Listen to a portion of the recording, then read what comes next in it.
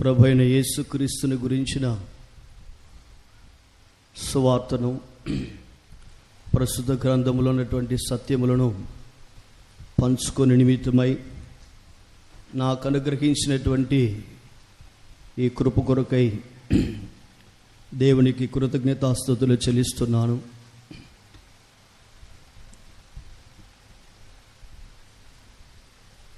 పరిశుద్ధాత్మ దేవుడు దేవుని యొక్క లోతైనటువంటి మర్మములను బయలుపరిచే మంచి బోధకుడుగా ఉన్నాడు.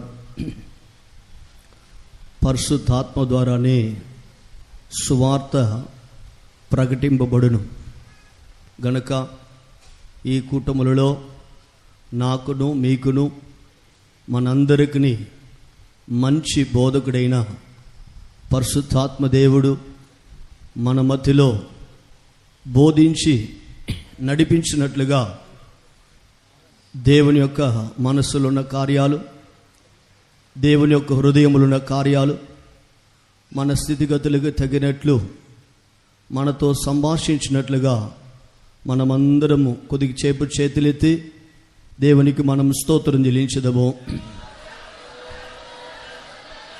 హల్లెలూయా, hallelujah, hallelujah, hallelujah. Praise the Lord, praise the Lord, praise the Lord. స్తోత్రం, స్తోత్రం, స్తోత్రం, స్తోత్రం, స్తోత్రం, స్తోత్రం, స్తోత్రం, స్తోత్రం, స్తోత్రం, స్తోత్రం, స్తోత్రం, స్తోత్రం, స్తోత్రం. మన ధ్యానార్థమై హెబ్రీయులకు రాసినటువంటి పత్రిక 12వ అధ్యాయం 28వ వాక్యాన్ని చదువుకుందాం. అందువలన మనము నిశ్చలమైన రాజ్యమును పొంది దైవ కృప కలిగి ఉందము. ఆ కృప కలిగి వినయ భయభక్తులతో దేవునికి ప్రీతికరమైన సేవ చేయుదము. ఏలయనగా మన దేవుడు దహించు అగ్ని అయ్యున్నాడు. ప్రకటన గ్రంథం 11వ అధ్యాయం 15వ వాక్యము. 7వ దూత బూర ఊదినప్పుడు పరలోకములో గొప్ప శబ్దములు పుట్టెను. ఆ శబ్దములు, ఈ లోకరాజ్యము మన ప్రభు రాజ్యమును, ఆయన క్రీస్తు రాజ్యమును నాయను, ఆయన యుగయుగముల వరకు ఏలును అనెను. ప్రభు యొక్క పరిశుద్ధ నామానికి మహిమ కలుగును గాక. మనం ఇప్పుడు చదివినటువంటి ఈ 2 లేఖన భాగములలో హెబ్రీయులకు రాసినటువంటి పత్రిక 12వ అధ్యాయం 28వ వాక్యము నిశ్చలమైన రాజ్యమును గురించి మనకి బోధించుచున్నది. ఆ విధంగానే ప్రకటన గ్రంథం 11వ అధ్యాయం 15వ వాక్యములో ఈ లోక రాజ్యముని మాత్రమే తెలుగులో రాయబడినది. ఇంగ్లీష్లోను ఇతర భాషాంతరములో తర్జుమా చేయబడినప్పుడు ఈ లోక రాజ్యములు అని అది భాషాంతరము చేయబడినది. ప్రభునామానికి మహిమ కలుగునుగాక. నిన్నటి దినమందు రాజ్యములు అనేవి ఎన్ని పరిశుద్ధ గ్రంథములో రాయబడినవి, వాటిని మనం ఎందుకు నేర్చుకోవాలనే క్లుప్త వివరణ నిన్నటి దినమందు మనం వినియున్నాం. ప్రభునామానికి స్తోత్రం. దూతల రాజ్యమని, సాతాను రాజ్యమని, ప్రేమ కుమారుని రాజ్యమని, అంత్యక్రీస్తు రాజ్యమని, పరిపాలనని, 1000 సంవత్సర పాలన, లేదంటే పరిశుద్ధుల రాజ్యమని, రాబోయే లోకంలో తండ్రి రాజ్యము లేదంటే నిశ్చల రాజ్యమని, ఈ విధంగా పరిశుద్ధ గ్రంథం పలు విధములైన రాజ్యముల గురించి మనకి బోధించుచున్నది. ప్రభునామానికి స్తోత్రం. దీనిలో నిశ్చలమైన రాజ్యము అనే ఈ అంశమును, ఈ లోక రాజ్యములు అనే అంశమును, ఈ 2 అంశములను ప్రధానంగా ఈ దినాల్లో మనం ధ్యానించుకుని ఉన్నాం. ప్రభునామానికి స్తోత్రం. నిశ్చలమైన రాజ్యం అనేది అది తండ్రి యొక్క రాజ్యం. దానికి ముగింపు అనేది ఇక ఉండనే ఉండదు. ఇంతకు ముందు మనం విన్నటువంటి రాజ్యములన్నీ కూడా ఒక తాత్కాలికంగా కొంతకాలంలో అవి ఉండినవి. అయితే నిశ్చల రాజ్యము ప్రారంభింపబడిన తర్వాత వేరొక రాజ్యము ఉండబోవటం లేదు. ఆ నిశ్చల రాజ్యమే దేవుని రాజ్యమని, తండ్రి ఇల్లని, నిశ్చలమైన రాజ్యమని పరిశుద్ధ గ్రంథం మనకు తెలియజేయుచున్నది. ప్రభునామానికి స్తోత్రం. ప్రభు అయిన యేసుక్రీస్తు ఈ భూలోకానికి వచ్చి ఆ పరలోక రాజ్యము, దేవుని రాజ్యమును గురించిన సత్యములే తన ప్రసంగం యొక్క ప్రధాన అంశముగా ఉంచుకొని, పరలోక రాజ్యము సమీపించినది, మారు మనసు పొంది సువార్తను నమ్ముడని దేవుని సువార్తను యేసు ప్రభు బోధించుచు జీవించాడు. ప్రభునామానికి స్తోత్రం. ఈ దినమందు కొంతమంది కొత్తగా వచ్చినందున నిన్నటి దినమందు నేర్చుకున్న కార్యాన్ని క్లుప్తంగా చెప్పి కొనసాగించి దినమందు ఈ అంశంలో లోతుగా మనం ధ్యానించుకొనబోతున్నాం. నిశ్చలమైన దేవుని రాజ్యాన్ని గురించి మనం నేర్చుకోవాల్సినటువంటి ప్రాముఖ్యమైన కార్యం ఏమంటే, ఈ నిశ్చలమైన రాజ్యమే ఈ భూలోకంలో జీవించుచున్న మనము, మన మరణమునకు తర్వాత, లేదంటే ప్రభువైన యేసుక్రీస్తు రాకడకు తర్వాత ఈ భూమి మనకి ఒక శాశ్వతమైనది కాదు. ఈ భూమిలో మనం యాత్రికులము, పరదేశులుగా జీవిస్తున్నాం. ఈ భూమిలో పరుగు ముగించిన తర్వాత శాశ్వతంగా యుగ యుగములో మనం జీవించబోయే ఒకే ఒక రాజ్యము కలదు. అది నిశ్చల రాజ్యము, లేదంటే తండ్రి యొక్క రాజ్యం. అందువలన ఈ భూలోకములో జీవించుచున్న మనము ఆ తండ్రి రాజ్యం ఎటువంటిది, ఆ తండ్రి రాజ్యములో ఎన్ని స్థలములు ఉన్నవి, మనం భూలోకములో జీవిస్తున్న మనము అకస్మాత్తుగా మనకు ఒక మరణం వస్తే మన ఆత్మ నిత్యము స్థాపింపబడినప్పుడు ఏ చోటుకు పోయి చేరుతుందనే ఒక నిశ్చయతో కూడా మనం ఈ భూలోకములో జీవించవలసిన అవసరత ఉన్నది. అందువలన ఆ నిశ్చల రాజ్యం ఎలాగున్నదో మనకి మన యొక్క బుద్ధిని, జ్ఞానాన్ని ఉంచుకొని ఈ జ్ఞానంతో దాన్ని గ్రహించేది అసాధ్యమైన ఒక కార్యం. ప్రభునామానికి స్తోత్రం. అయినను పరిశుద్ధ గ్రంథములో, వాక్యములో ఒక చిన్న వెలుగును, ఆ నిత్య రాజ్యమును గురించి మనకి ఇచ్చుచున్నది గనక ఇక రాబోయే దినాల్లో దాని గురించి మనం లోతుగా, రేపు ఎల్లుండు లోతుగా మనం ధ్యానించుకొనబోతున్నాం. ప్రభుకి స్తోత్రం.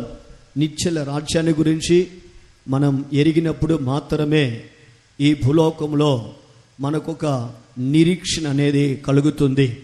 హెబ్రీయులకు రాసిన పత్రిక 3వ అధ్యాయం 14వ వాక్యాన్ని మనం చదివినప్పుడు మొదటి నుండి మనకున్న దృఢ విశ్వాసమని తెలుగు బైబిల్లో రాయబడినప్పటికీ ఇంగ్లీష్లో, ఇతర భాషాంతరములలో మొదటి నుండి మనకున్న నిరీక్షణ అని గ్రంథములో రాయబడినది. ప్రభునామానికి స్తోత్రం. ఇశ్రాయేలు జనులకు ఐగుప్తు దేశంలో దాసులుగా ఉన్నప్పుడు వారికి కానాను దేశము ఒక నిరీక్షణగా అనుగ్రహింపబడినది. వారిని దాస్యత్వం నుండి విడిపించి పాలు తేనెలు ప్రవహించే ఆ దేశానికి తీసుకొని పోయి చేర్చుదునని మోసేతో దేవుడు మాట్లాడి ఉన్నాడు. ప్రభునామానికి స్తోత్రం. ఆ విధంగానే పలు విధములైనటువంటి పాపములతో, పలు విధములైన వ్యాధులు, పలు విధమైన చీకటి శాతబడి శక్తులతో దాసత్వములో బంధింపబడినటువంటి బంధకములుండే జనులకు పరలోక రాజ్యము మొట్టమొదటిగా వారికి ఒక నిరీక్షణగా బోధింపబడుతుంది. ప్రభునామానికి స్తోత్రం. ఆ నిరీక్షణను ముందుంచుకునే ఇశ్రాయేలులు తమ ప్రయాణాన్ని ప్రారంభించారు. అలాగనే అబ్రహాం, దేవుడు తనకి కానాను దేశాన్ని చూపినప్పుడు ఆ దేశాన్ని తనకు ముందుగా ఉంచుకొని తాను ఎక్కడికి పోవాలో అతడు ఎరిగినప్పటికీ విశ్వాసంతో అతడు తన యొక్క పరుగును, తన నిరీక్షణను ముందుకుంచుకొని ప్రారంభించాడు. ప్రభునామానికి మహిమ కలుగునుగాక. ఈ లోక రాజ్యాలని గురించి మనం నేర్చుకోవాల్సినటువంటి అవసరత ఏంటనేది నిన్నటి దినమందు మనం విని ఉన్నాం. ప్రభునామానికి స్తోత్రం. ఈ లోకంలో రాజ్యములు ఎన్నో ఉద్భవించి లేచినాయి, సామ్రాజ్యాలు లేచినాయి. ఆ సామ్రాజ్యాలు పుట్టుకు మునుపు దేవుడు కొంతమంది భక్తులకు, పాత నిబంధన కాలం నుండే కొంతమంది పరిశుద్ధులకు, క్రొత్త నిబంధనలో యోహానుకు పద్మస్ ద్వీపమందు వాటిని గురించినటువంటి సత్యాలను బయలుపరిచాడు. ప్రభునామానికి స్తోత్రం. మనం వెనుకున్నటువంటి చార్ట్లో ఆ యొక్క దానియేలు గ్రంథం 2వ అధ్యాయం 31వ వాక్యములో, దానియేలు గ్రంథం 2వ అధ్యాయం 31వ వాక్యములో నెబుకద్నెజరు రాజు తన కలలో చూసిన ఒక ప్రతిమ ఈ చార్టుకి మనకు వెనుక భాగంలో వేయబడినది. నిన్నటి దినమందు మీరు తీసుకున్నటువంటి ఈ పేపర్ని ఇంట్లో పెట్టేసి రాకూడదు. ఎందుకంటే మనం ముందు వెనక కార్యాలని ధ్యానించబోతున్నాం. ఈ దినం వచ్చిన వారికి నిన్నటి దినం ముందు పేపర్ దొరికి ఉండదు. ప్రభునామానికి స్తోత్రం. అందువల్ల వెనుకున్నటువంటి చార్ట్లో ఒక పెద్ద ప్రతిమ అక్కడ ఉన్నది. ప్రభునామానికి స్తోత్రం. అది ఈ భూలోకంలో బబులోను సామ్రాజ్యం లోకమంతటిని ఏలుబడి చేసేటప్పుడు నెబుకద్నెజరు రాజుకు దేవుడు అనుగ్రహించిన ఒక కళగా ఉండినది. ఆ భావము దేవుని దగ్గర ప్రార్థించి కనికరాన్ని పొంది దేవుని దగ్గర నుండి దానియేలు ఆ ప్రతిమ యొక్క అర్థాన్ని దేవుడు బయలుపరచగా బైబిల్లో అదే సత్యం రాయబడినది. ప్రభునామానికి మహిమ కలుగునుగాక. నెబుకద్నెజరు రాజుకు తర్వాత ఏ రాజ్యాలు ఈ భూలోకంలో రాబోచున్నవి, ఈ భూలోకంలో చిట్ట చివరి వచ్చే రాజ్యం ఏంటి, ఆ చిట్ట చివరి పరిపాలన జరిగేటప్పుడు ఈ భూమిలో ఒక చేతి సహాయము కానటువంటి ఒక పెద్ద రాయి వచ్చి ఆ ప్రతిమను కొట్టినట్లుగా గ్రంథములో రాయబడినది. ప్రభునామానికి మహిమ కలుగునుగాక. దానియేలు పుస్తకంలో మనం చదివినప్పుడు 2వ అధ్యాయంలో 35వ వాక్యాన్ని మాత్రం చదువుకుందాం. అంతటా ఇనుమును, మట్టియు, ఇత్తడియు, వెండియు, బంగారమును ఏకముగా దంచబడి కళ్ళములోని చెత్తవలే కాగా వాటికి స్థలము ఎచ్చటను దొరకకుండా గాలి వాటిని కొట్టుకొని పోయెను. ప్రతిమను విరుగగొట్టిన ఆ రాయి సర్వభూతలమంతా మహాపర్వతమాయెను. ప్రభునామానికి మహిమ కలుగుడుగాక. 34వ వాక్యములో చేతి సహాయం లేక తీయబడిన ఒక రాయి ఇనుమును మట్టి కలిపిన ఆ ప్రతిమ యొక్క పాదము మీద పడి దాని పాదములను తుత్తినీలుగా విరగొట్టినట్టు తమకు కనబడెను అని దానియేలు రాజు చూసిన స్వప్నమునుడే భావాన్ని గురించి చెప్పి ఉన్నాను. ప్రభునామానికి స్తోత్రం. ప్రియులారా, ఇప్పుడు మనం ఆ యొక్క 2 కాళ్ళు అని చెప్పబడే ఇనుము అని చెప్పబడే భావం కలిగిన రోమా సామ్రాజ్యం ఉండే కాలంలో జీవిస్తున్నాం. ప్రభునామానికి స్తోత్రం. ఆ రోమా సామ్రాజ్యం క్రీస్తు శకం 135వ సంవత్సరంలో ఈ ప్రజాస్వామ్య ప్రభుత్వముగా తన బలాన్ని కోల్పోయి ఈ ప్రజాస్వామ్య ప్రభుత్వంలో కలిసిపోయినది. ఇప్పుడు మనం జీవిస్తున్నటువంటి ఈ కాలానికి ప్రజాస్వామ్య ప్రభుత్వం అంటే ప్రజల ద్వారా ఎంచుకోబడి వారి ద్వారా పరిపాలన జరుగుతుంది. ప్రభునామానికి మహిమ కలుగునుగాక. అయితే ఈ లోకములో ఇక ఏమి జరగబోతుంది అనేది దేవుడి వాక్యములో రాసి ఉన్నాడు. ఇదే దానియేలు గ్రంథములో మనము చదివినప్పుడు 2వ అధ్యాయములో రాయబడినది 44వ వాక్యం 40వ వాక్యం నుండి కింద భాగములో మనం అలాగనే చదువుకుంటూ వచ్చినప్పుడు ఆ యొక్క రాజ్యములలో పాదములకు 10 వేళ్ళు ఉన్నట్టుగా అక్కడ రాయబడినది. ప్రభునామానికి స్తోత్రం. ఇప్పుడున్నటువంటి ఈ ప్రజాస్వామ్య ప్రభుత్వములో నుండి 10 రాజ్యముల ఒక రాజ్యం అనేది ఇక రాబోచున్నది. ప్రభునామానికి స్తోత్రం. దానిని గురించి ఈ లోకంలో సమస్త సంభవాలు జరుగుతూ ఉన్నాయి. మీకు ఇలాంటి ఒక చార్ట్ ఇచ్చుంటారు. ఇది ఉన్న వాళ్ళందరూ చేతులు ఎత్తి చూపించండి చూద్దాం. ప్రభునామానికి మహిమ కలుగును గాక. ఈ లోకములో ఈ చార్ట్లో మీరు కింద చూసినట్లయితే యూరోపియన్ పార్లమెంట్ అనే ఒకటి అక్కడ రాయబడినది. ప్రభునామానికి స్తోత్రం.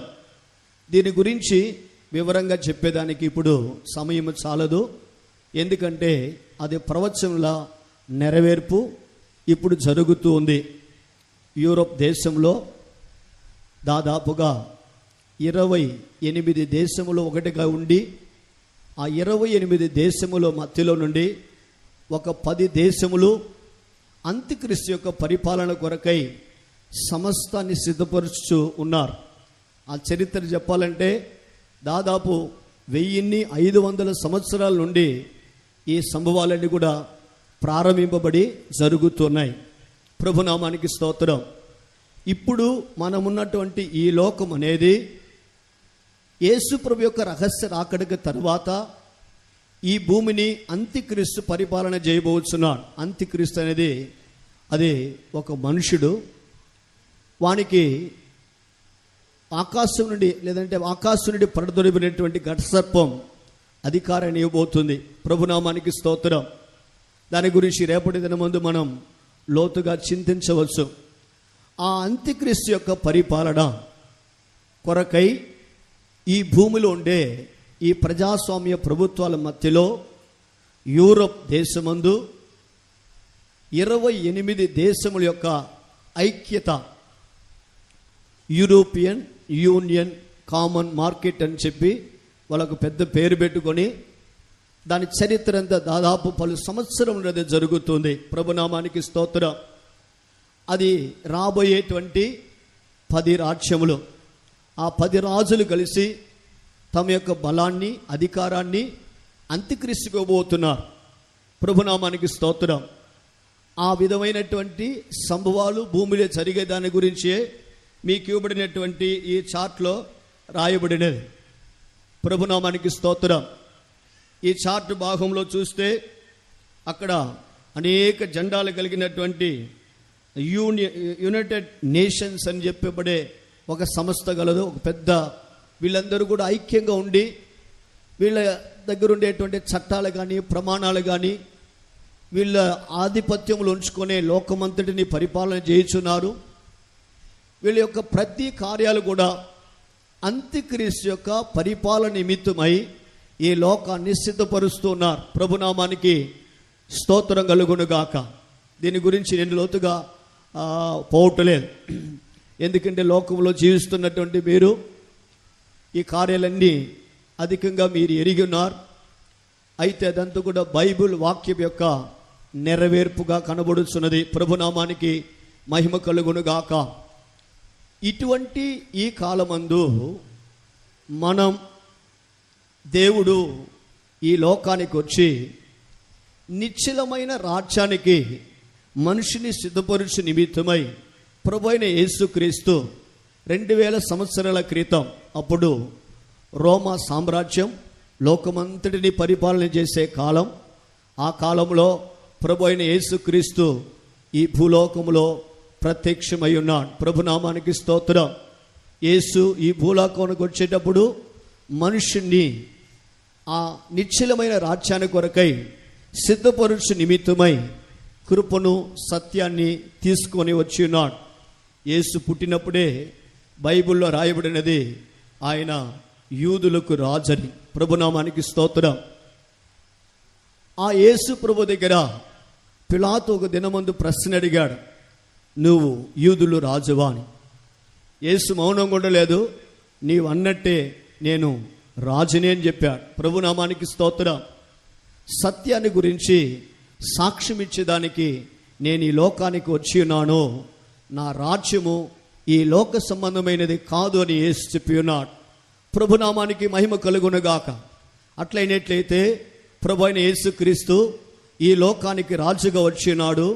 ఆ రాజు యొక్క ప్రధాన ఉద్దేశం సత్యమును గురించి సాక్ష్యమిచ్చుటకే ఆయన ఈ లోకానికి వచ్చాడు. యోహాను సువార్తలో 18వ అధ్యాయంలో మీరు చదివినట్లయితే యేసు క్రీస్తు పిలాతు ఎదుట నిలబడినప్పుడు యేసు చెప్పే సాక్ష్యము, అవును నీవన్నట్టే నేను రాజునే, సత్యమును గురించి సాక్ష్యమిచ్చుటకై వచ్చి ఉన్నానని చెప్పి ఉన్నాడు.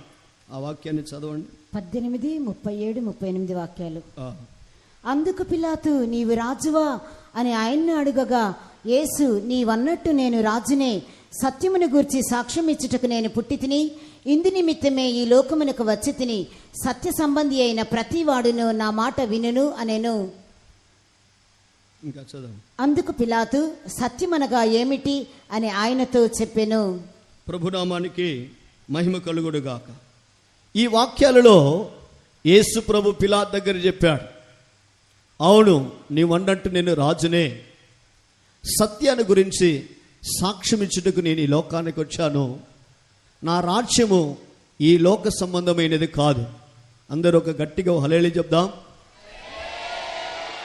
అట్లయినట్లయితే ఈ లోక సంబంధమైన ఒక రాజ్యము కలదు, ఈ లోక సంబంధము కానీ ఇంకొక రాజ్యము కలదు. ఆ రాజ్యమే యేసు ప్రభు యొక్క రాజ్యం. ప్రభునామానికి స్తోత్రం. దానికి ప్రేమ కుమారుని రాజ్యం అని పేరు. ఈ చాట్లో మీరు చూసినట్లయితే ప్రేమ కుమారుని రాజ్యం రాయబడి అక్కడ ఒక స్త్రీ సూర్యుని ధరించుకుని ఉన్నది, చంద్రుని మీద నిలబడి ఉన్నది. ఇది క్రొత్త నిబంధనకు సాదృశ్యమని ప్రకటన గ్రంథం 12వ అధ్యాయంలో రాయబడినటువంటి ఒక సత్యమైనది. ప్రభునామానికి మహిమ కలుగునుగాక. ప్రభు అయిన యేసు ఈ లోకానికి వచ్చి ఆయన దేవుని రాజ్యాన్ని గురించిన సువార్తను బోధించుటకు ప్రారంభించాడు. ప్రభునామానికి స్తోత్రం. ఈ లోకములుండే ప్రతి కార్యం కూడా కదిలింపబడబోచున్నది. హెబ్రీయులకు రాసిన పత్రిక 12వ అధ్యాయం 27వ వాక్యాన్ని మనము చదివినప్పుడు దేవుడు ఈ లోకములో ఉన్న వాటన్నిటినీ కదిలించుచున్నట్లుగా దేవుని వాక్యం రాయబడినది. ఎందుకు దేవుడు వాటిని కదిలించుచున్నాడంటే, ఏదైతే చెలించబడకుండా ఉన్నదో అది నిశ్చలంగా ఉండు నిమిత్తమై దేవుడు వాటిని కదిలించుచున్నాడు. ప్రభునామానికి స్తోత్రం.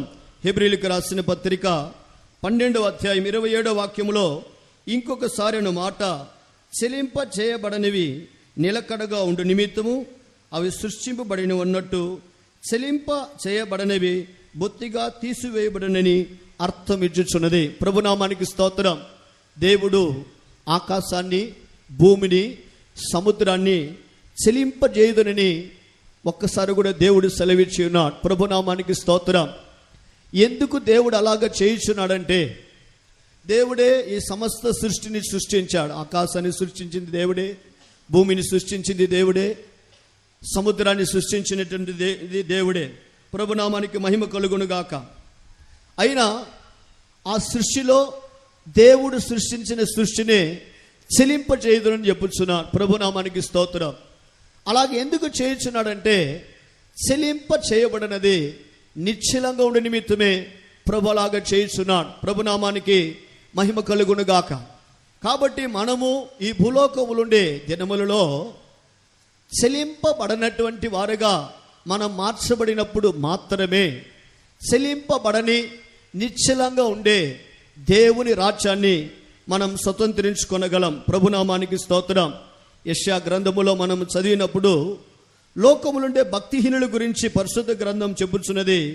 వారు చెలించేటువంటి సముద్ర తరంగముల వలె వారు నిమ్మలించకుండా వారు కదులుచున్నారని యెషయా గ్రంథం 57వ అధ్యాయం 20వ వాక్యం 21వ వాక్యం, భక్తిహీనులు కదులుచున్న సముద్రము వంటి వారు, అది నిమ్మలింప నేరదు, దాని జలములు బురదను మైలను పైకి వేయును, దుష్టులకు నెమ్మది ఉండదని నా దేవుడు సెలవిచ్చుచున్నాడు.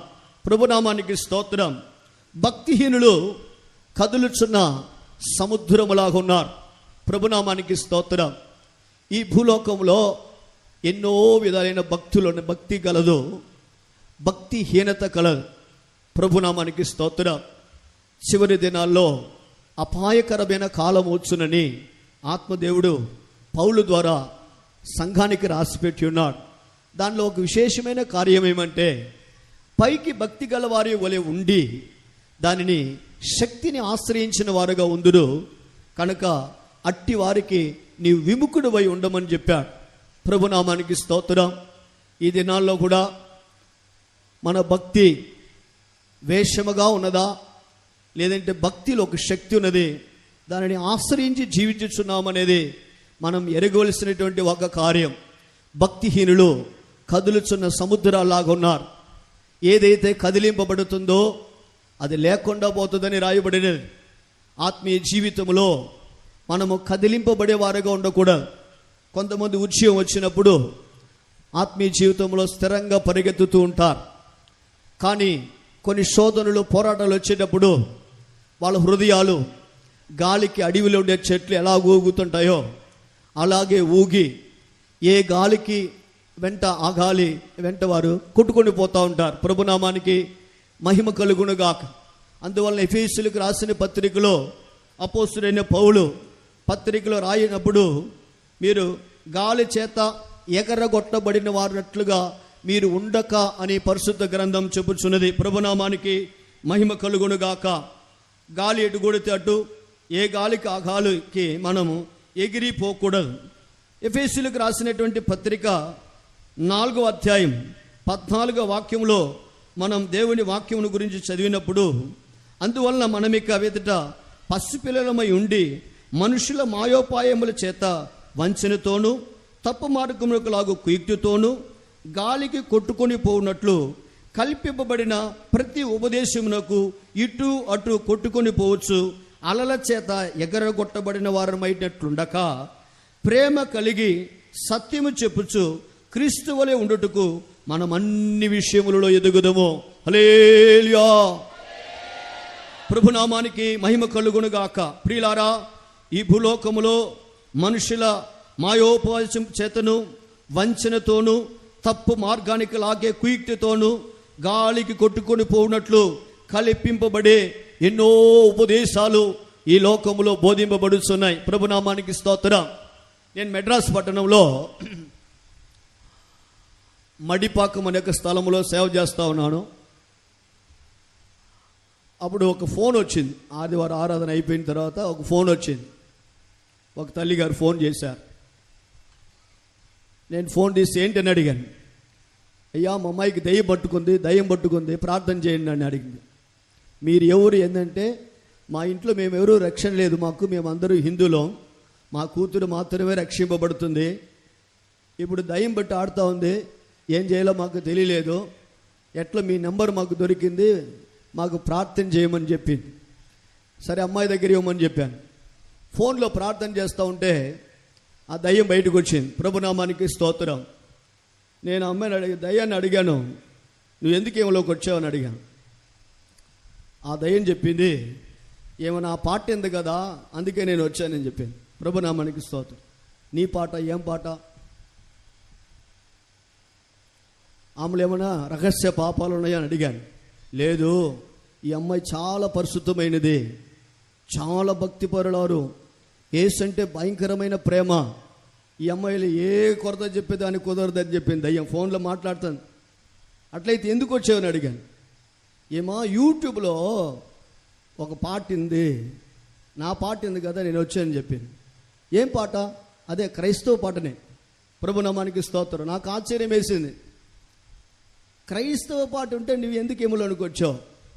ఆమె చెప్పింది, దయ్యం చెప్పింది, ఆ పాట కట్టిన దానికి సహాయం చేసిందే నేనే వానికి మాటలు ఇచ్చా.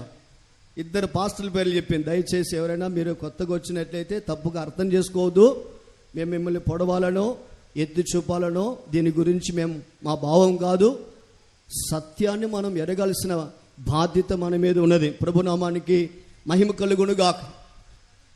అప్పుడు 2 పాస్టర్ల పేర్లు చెప్పింది. ప్రభునామానికి స్తోత్రం. ప్రియులారా, ఈ భూలోకంలో సాతాను కూడా వెలుగు దూత వేషమును ధరించుకొని జీవించే ఒక కాలంలోనే మనం జీవిస్తూ ఉన్నాం. గ్రంథములు అవన్నీ తేటగా రాయబడినవి, వాటిని గురించి వివరంగా చెప్పుటికి ఇప్పుడు సమయం లేదు. ప్రభునామానికి స్తోత్రం.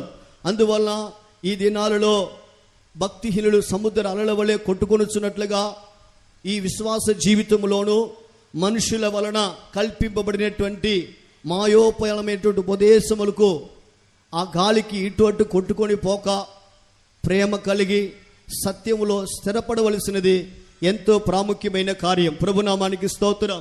అందునిమిత్తమే ప్రభువైన యేసుక్రీస్తు భూలోకమునకు వచ్చి మనుషుడు బండ మీద కట్టబడిన ఇల్లులాగా గాలి కొట్టినా, వాన వచ్చినా, వరద వచ్చినా అది ఏ విధంగా పడిపోకుండానట్లుగా నేను చెప్పి ఈ మాటల చొప్పున చేయువాడు లోతుగా తవ్వి బండ మీద తన ఇల్లు కట్టుకునే బుద్ధిమంతునికి సాదృశ్యంగా యేసు చెప్పాడు. ఈ లోకంలో ఉండగా మనం ప్రభువైన యేసు యొక్క మాటలు విని ఆ మాటల చొప్పున ఎవరు జీవిస్తారో వారిని ఏ గాలి కదల్చలేదు. ప్రభునామానికి స్తోత్రం కలుగును గాక. అనేకులు సత్యానుసారంగా జీవితాన్ని కట్టుకోనందువలననే ఎన్నో గాలులు వీచినప్పుడు ఎంతోమంది దైవ సేవకులు కనబడకుండా పోయారు, ఎంతోమంది విశ్వాసులు కూడా కనబడకుండా పోయారు. ప్రభునామానికి స్తోత్రం. వాళ్ళని చూసి వీళ్ళని చూసి వాళ్ళ వల్లే వీళ్ళ వల్లే మారాలనేది బుద్ధిహీనమైన కార్యమని పరిశుద్ధ గ్రంథం చెప్పుచున్నది. మనల గురించి దేవునికి ఒక ఉద్దేశం కలదు ప్రియులారా. ప్రభునామానికి స్తోత్రం. అందునిమిత్తమే ప్రభువైన యేసు భూలోకానికి వచ్చి స్థిరపరచు నిమిత్తమై స్వార్థను బోధించాడు. నిన్నటి దినమందు మనం చదివినట్లు రోమిలకు రాసిన పత్రిక 16వ అధ్యాయంలో 26వ వాక్యం చివరిలో 2 అనుభవాల గురించి అక్కడ రాయబడినది. 25, 26 వాక్యములో మొత్తం 4 కార్యాలు రాయబడినది. దానిలో ఒక కార్యం సువార్త, రెండవది యేసు క్రీస్తుని గురించినటువంటి ప్రకటన, లేదంటే యేసు క్రీస్తుని గురించినటువంటి ప్రసంగం. ప్రభునామానికి స్తోత్రం. యేసు క్రీస్తు లోకానికి వచ్చి దేవుని రాజ్య సువార్తను బోధించాడు. పరలోక రాజ్యం సమీపించుచున్నది, మారు మనసు పొంది సువార్తని నమ్ముడి. ప్రభునామానికి స్తోత్రం. ఈ సువార్త దేవుని వాక్యమే అని, ఇది మనిషిని రక్షించేటానికి శక్తి కలిగినదని మనం విశ్వసించేదాని కొరకే ఈ లోక రాజ్యాల గురించి మనం నేర్చుకునిస్తున్నాం. ఎందుకంటే చెప్పబడినటువంటి దేవుని వాక్య ప్రకారం అవి ఉద్భవించినాయి, అవి లేకుండా పోయినాయి. ఇక మీద రాబోయే రాజ్యముల గురించి పరిశుద్ధ గ్రంథం చెప్పుచున్నది. అలాగనే తేటగా ఈ లోకములో ఉండే సంభవాలన్నీ జరుగుతున్నాయి. అందువలన సువార్తను మనం నమ్మేది మిగిలిన అవసరమైనటువంటి ఒక కార్యం. ఈ సువార్తలో యేసుక్రీస్తు యొక్క మరణము, యేసుక్రీస్తు యొక్క పుట్టుక, యేసుక్రీస్తు యొక్క ఉపదేశం, యేసుక్రీస్తు యొక్క మరణం, యేసుక్రీస్తు యొక్క సమాధి పాతిపెట్టబడటం, యేసుక్రీస్తు యొక్క పునరుత్థానం చెందిన యేసు ఇప్పుడు పరలోకంలో మన కొరకు ఏమి చేయుచున్నాడనే సత్యాలని తేటగా బయలుపరిచేదే సువార్త. ప్రభునామానికి స్తోత్రం. ప్రభువైన యేసుక్రీస్తు ఈ లోకమునకు యూదుల రాజుగా జన్మించాడు. ఆయనలో పాపము లేదు, పాపమును చేయలేదు. పాపం అంటే ఏమో ఎరగదు. నాలో పాపము ఉన్నదని మీరు ఎవరు నిరూపించగలరని యేసు చెప్పి ఉన్నాడు. అపవాది కూడా, సాతానుడు కూడా ఈయన దేవుని పరిశుద్ధుడని చెప్పి ఉన్నాడు. ప్రభునామానికి స్తోత్రం. పాపము లేని యేసు పాపులైన మనల్ని రక్షించి నిమిత్తమై మన పాపమును తన మీద వహించుకొని ఉన్నాడు. ఇదే కల్వారి ప్రేమగా ఉన్నది. ప్రభునామానికి స్తోత్రం కలుగునుగాక. మనము నీతిమంతులుగా చేయబడి నిమిత్తమై పాపము ఎరుగని యేసుని దేవుడు మన నిమిత్తమై పాప పరిహారార్థ బలిగా యేసుని చేసి ఉన్నాడు. మన అందరి పాపాలు యేసు తన మీద మోసుకొని మరణించాడు. హల్లెలూయా. అనేకుల కొరకు ఒక్కరు మరణించారు. ప్రభునామానికి స్తోత్రం. పాపం వల్ల వచ్చే జీతం మరణం. ఈ మరణాన్ని ఒక మనుషుడు పొందకుండా దానిలోండి విమోచింపబడలేడు. అందు నిమిత్తమే ప్రభువైన యేసు భూలోకానికి వచ్చి మన నిమిత్తమై, మన అందరి కొరకై మన పాపములు తన మీద మోసుకొని పాప పరిహారార్థ బలిగా తన్నే అప్పగించాడు.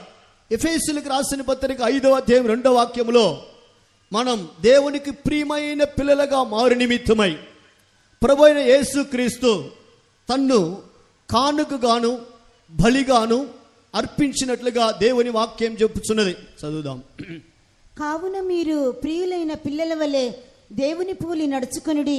క్రీస్తు మిమ్ముని ప్రేమించి పరిమళ వాసనగా ఉండుటకు మన కొరకు తన్ను తాను దేవునికి అర్పణముగాను బలిగాను అప్పగించుకొనెను.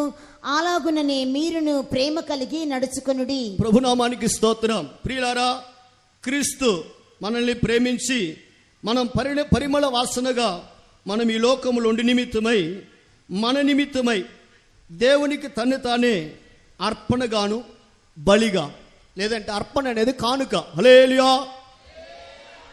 కానుక అనేది మనపూర్వకంగా కానుక పెట్లే వేశారు. మా సేవకులందరినీ సేవకెత్తబడి మా సెంటర్ పాస్టర్స్ చీఫ్ పాస్టర్స్ దగ్గరికి తీసుకుపోతారు. కొన్నిసార్లు తల్లిదండ్రులు కూడా వస్తారు. చీఫ్ పాస్టర్లు ఇచ్చే ఆలోచన ఏం తెలుసా? మీ బిడ్డలని ఈ దినమందు కానుక పెట్లే వేస్తున్నారు. ప్రభునామానికి స్తోత్రం. ఈ సేవకులందరూ కానుక పెట్లే వేయబడిన కానుక పెట్లే వేయబడిన కానుక మనపూర్వకమైన కానుక. ప్రభునామానికి స్తోత్రం. దాని మీద ఇక మీదట ఎవరికి హక్కు ఉండదు. ప్రభు అయిన యేసుక్రీస్తు తన్ను తానే మన నిమిత్తం కానుకగా అర్పించాడు. ప్రభునామానికి స్తోత్రం. మాత్రమే కాకుండా ప్రభు అయిన యేసు మన నిమిత్తం బలి అయ్యాడు. యేసు నా పాపముల నిమిత్తమై మృతి చెందాడు, నేను నీతిమంతుడిగా చేయబడుటకై లేపబడ్డాడని ఎవరు తమ హృదయములో విశ్వాసముంచి ఆ జ్ఞానాన్ని మనసులో తెచ్చుకొని తన నోటితో ఎవరైతే ఒప్పుకోలు చేస్తారో వారు రక్షింపబడుదరని పరిశుద్ధ గ్రంథం చెప్పుచున్నది. ఎటువంటి పాపమైనా సరే ప్రియులారా, పాపములు క్షమించేదానికి మనిషి కుమారుడని యేసుకు మాత్రమే అధికారం గలదు. యేసుక్రీస్తు రక్తం ప్రతి పాపాన్ని కడిగి శుద్ధీకరిస్తుంది. ఈ ఆత్మ రక్షణ అనేది ఉచితంగా మనకు అనుగ్రహింపబడుతుంది. రోమీయులకు రాసిన పత్రిక 3వ అధ్యాయములో మనం చదివినప్పుడు ఆ కల్వారి శిలువలో దేవుడు తన యొక్క ప్రేమను మన నిమిత్తమై బయలుపరిచినది అక్కడ రాయబడినది. ప్రభునామానికి మహిమ కలుగునుగాక. రోమీయులకు రాసిన పత్రిక 3వ అధ్యాయములో మనం చదివినప్పుడు 26వ వాక్యములో రాయబడినది దేవుడు నీతిమంతుడై ఉన్నాడని రాయబడినది. ప్రభునామానికి స్తోత్రం. అంత మాత్రమే కాదు, దేవుడు కనికరం గలవాడని రాయబడినది. యేసు ప్రభు యొక్క దేవుని యొక్క కనికరమును దేవుని యొక్క నీతియు బయలుపరచబడిన స్థలమే ఆ కల్వారి సిలువ ఉన్నది. ప్రభునామానికి స్తోత్రం. ప్రియులారా, దేవుని నీతి ఏమంటే మన నిమిత్తం మనం చేసిన పాపము నిమిత్తమై యేసుని సిలువలో శిక్షించిందే దేవుని యొక్క నీతి ఉన్నది. ప్రభునామానికి స్తోత్రం. దేవుని యొక్క కనికరం ఏమంటే పాపులైన మనకు ఆ రక్షణను ఉచితంగా అనుగ్రహిస్తున్నాడే, అదే గొప్ప కనికరం. అందువలన మనం ఇప్పుడు పాడినట్లుగా విలువ లేనిది వెలి అయినది సిలువలో కార్చిన రక్తం. ఈ రక్తం యొక్క విలువ గొప్పది ప్రియులారా. ప్రభునామానికి స్తోత్రం. అందునిమిత్తమే ఈ రక్షణ అనేది గొప్ప రక్షణగా ఉన్నది. ప్రభునామానికి స్తోత్రం కలుగునుగాక. ఇంత గొప్ప రక్షణను గురించి మనం నిర్లక్ష్యంగా ఉంటే శిక్షకు ఎలాగ తప్పించుకుంటామని రాయబడినది. రక్షింపబడినటువంటి దేవుని బిడ్డలు తమకు ఇవ్వబడినటువంటి రక్షణను భయముతో వణుకుతో కొనసాగించాలి అని పరిశుద్ధ గ్రంథం చెప్తోంది. ఇది నాలో రక్షింపబడిన దేవుని జనుల మధ్యలో భయము వణుకు అనేవి తగ్గిపోవచ్చున్నందున తమ రక్షణను వారు కొనసాగించి ముందుకు సాగలేకపోవచ్చున్నారు. ప్రభునామానికి స్తోత్రం. ప్రభు అయిన యేసుక్రీస్తు మన నిమిత్తమై సిలువలో మరణించి ఉన్నాడు. యేసు మన నిమిత్తమై పాతి పెట్టబడ్డాడు. పాతి పెట్టబడిన యేసు పాతాళ లోకానికి వెళ్ళాడు. ప్రభునామానికి మహిమ కలుగునుగాక. యేసు ప్రభు యొక్క మరణం ప్రతి ఒక్క దేవుని బిడ్డ కొరకై ప్రత్యేకించి రుచి చూచాడని రాయబడినది. మీరు ఎటువంటి ఘోర పాపులుగైనా ఉండవచ్చు. హెబ్రీయులకు రాసిన పత్రిక 2వ అధ్యాయం 9వ వాక్యంలో రాయబడినది ప్రభు అయిన యేసుక్రీస్తు ప్రతి మనిషి నిమిత్తమై మరణాన్ని రుచి చూచాడని రాయబడినది. ప్రభునామానికి స్తోత్రం. ఒక దినమందు యెరికో పట్టణములో యేసు పోయేటప్పుడు ఆయన ఎట్లాంటి వాడో చూడాలని పొట్టి జక్కయ్యకు ఒక ఆలోచన కలిగింది. వాడు పొట్టివాడైనందున చూడలేకపోయాడు. అందువల్ల మేడి చెట్టు మీద ఎక్కి కూర్చున్నాడు. ప్రభుని యేసు ఆ దగ్గరికి వచ్చిన వెంటనే జక్కయ్య అని పిలిచాడు, కిందకి దిగిరా, నేను నీ ఇంట్లో ఉండవలసి ఉన్నది. ప్రభునామానికి స్తోత్రం. ఇక్కడ కూడా ఈ వాక్యాన్ని వింటూ ఎక్కడైనా మీరు నిలబడి ఉండవచ్చును, పలు సమస్యలతో వచ్చి ఉండవచ్చును. ఇక్కడ కూర్చున్న వాళ్ళ పేర్లన్నీ యేసు ప్రభుకు తెలుసు. ప్రభునామానికి స్తోత్రం. ఆయన గొర్రెలను పేరు పెట్టి పిలిచేటువంటి దేవుడు, మన పేరుని ఎరిగిన దేవుడు, మన సమస్యలు కూడా ఎరిగి ఉన్నాడు. దేవుణ్ణి ప్రేమించే బిడ్డలకు, అనగా ఆయన సంకల్పం చొప్పున పిలువబడిన వారికి దేవుడు సమస్తము మేలు కొరకు చేసే దేవుడే. అది కీడుగా ఉండవచ్చు, కానీ తుదకు దేవుడు అది మేలుగా మారుస్తాడు. ప్రభు నడిపించే బాటలలో సంతోషంగా వెళ్ళాలి. ప్రభునామానికి స్తోత్రం. ఈ విధంగా మన ప్రభు అయిన యేసు క్రీస్తు సమాధి చేయబడిన తర్వాత 3వ దినమందు ఆయన పునరుత్థానం చెంది ఉన్నాడు. ప్రభునామానికి మహిమ కలుగును గాక. యోహాను సువార్త 20వ అధ్యాయం అంతా మీరు కిందగా 20వ అధ్యాయం మొత్తాన్ని మీరు చదువుకుంటూ వచ్చినప్పుడు కొంతమంది స్త్రీలు పొద్దునే ఆదివారం ఉదయకాలంనే సిలువ యొద్దగా సమాధి యొద్దకు వెళ్ళారు. అక్కడికి పోయి చూస్తే రాయి పొరిలించింది. యేసు ప్రభు సమాధిలో లేడు. మరియా యేసు ప్రభుని వెతుకుతూ దుఃఖపడుతూ అక్కడ కూర్చుని ఉంది. ప్రభునామానికి స్తోత్రం. యేసు ప్రభు పునరుద్ధానం చెందారు. ఆ సమాధి ఇప్పుడు కూడా ఖాళీగా ఉన్నట్లుగా యెరూషలేములో అందరూ పోయి చూసి వస్తున్నారు. అది సత్యం. యేసు మరణించింది సత్యం, యేసు సమాధి చేయబడినది సత్యం, యేసు పునరుద్ధానం చెందింది సత్యం. ప్రభునామానికి స్తోత్రం. ఇక్కడ మనం ఒక ముఖ్యమైన సత్యాన్ని మనం గ్రహించుకోవాలి. ఈ మరియ యేసుని వెతికేటప్పుడు మరియాని యేసు మరియని పిలిచాడు. వెంటనే అంతకుముందు ఆయన తోటమాలి అనుకొని, నువ్వు ఆయన తీసుకెళ్ళి ఎక్కడైనా పెడితే చూపించాయని నేను తీసుకుపోతానంది. ఎంత ప్రేమ చూడండి. చచ్చిపోయిన శవం, సమాధులు ఉన్న శవం ఎంత దుర్వాసన కొడుతుంది. కానీ ఆమెకి యేసు ప్రభు మీద అంత పిచ్చి ప్రేమ. ప్రభునామానికి స్తోత్రం. యేసు ప్రభుని ఎంత అధికంగా ప్రేమిస్తారో వారి పాపాలు అంత అధికంగా క్షమింపబడతాయి. లూకా సువార్త 7వ అధ్యాయంలో పాపాత్మురాలే స్త్రీ యేసు ప్రభుని అధికంగా ప్రేమించింది. తన కన్నీళ్లతో యేసు ప్రభు పాదాలను తుడిచినది. ప్రభునామానికి తడిపి తన తల వెంట్రుకలతో తుడిచినది. ఆమె ఎక్కువగా యేసుని ప్రేమించిందని. ప్రభునామానికి స్తోత్రం. మీరు యేసుని ప్రేమించండి, పాపాలు క్షమింపబడతాయి, సమాధానం దొరుకుతుంది. ఒకవేళ మీరు వెనకబడి ఉండవచ్చును, ఒక కాలంలో ఆత్మీయ జీవితంలో వైరాగ్యంతో మీరు జీవించినటువంటి వారు ఈ దినాల్లో వెనకబడిపోయినటువంటి వారుగా ఉండవచ్చు. పేతురు యేసు ప్రభుతో జీవించిన వ్యక్తే. నీతో పాటు మరణించడం కూడా నేను సిద్ధమన్నాడు, ఆశపడ్డాడు. కానీ సందర్భం వచ్చిన వెంటనే ఆ వాక్కు ప్రకారం జీవించలేని బలహీనుడిగా మారాడు. ఒక చిన్న అమ్మాయి దగ్గర నేను ఎరుగును, అయ్యయ్యో నేను ఎరుగును అని ఒట్టు పెట్టుకున్నట్లుగా బైబిల్లో రాయబడింది. ప్రభునామానికి స్తోత్రం. యేసు ప్రభువుని వదిలిపెట్టి పేతురు వెళ్ళిపోయాడు. పేతురు వెంట శిష్యులు వెళ్ళిపోయారు. ఆ వెనకబడిన పేతురుని వేసుకుంటూ యేసు వచ్చాడు.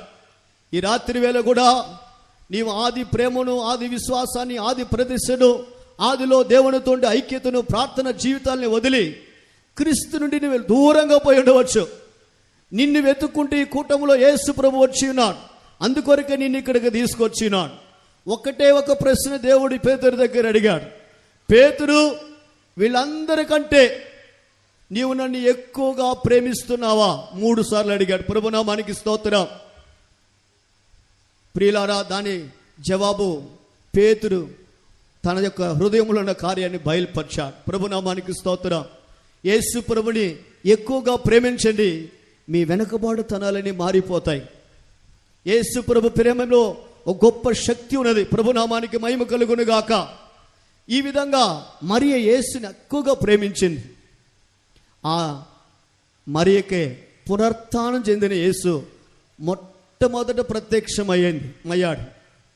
యేసుని భూలోకంలో ఎక్కువగా ఎవరు ప్రేమిస్తారో వారు యేసు యొక్క ప్రత్యక్షతలను చూడగలరు.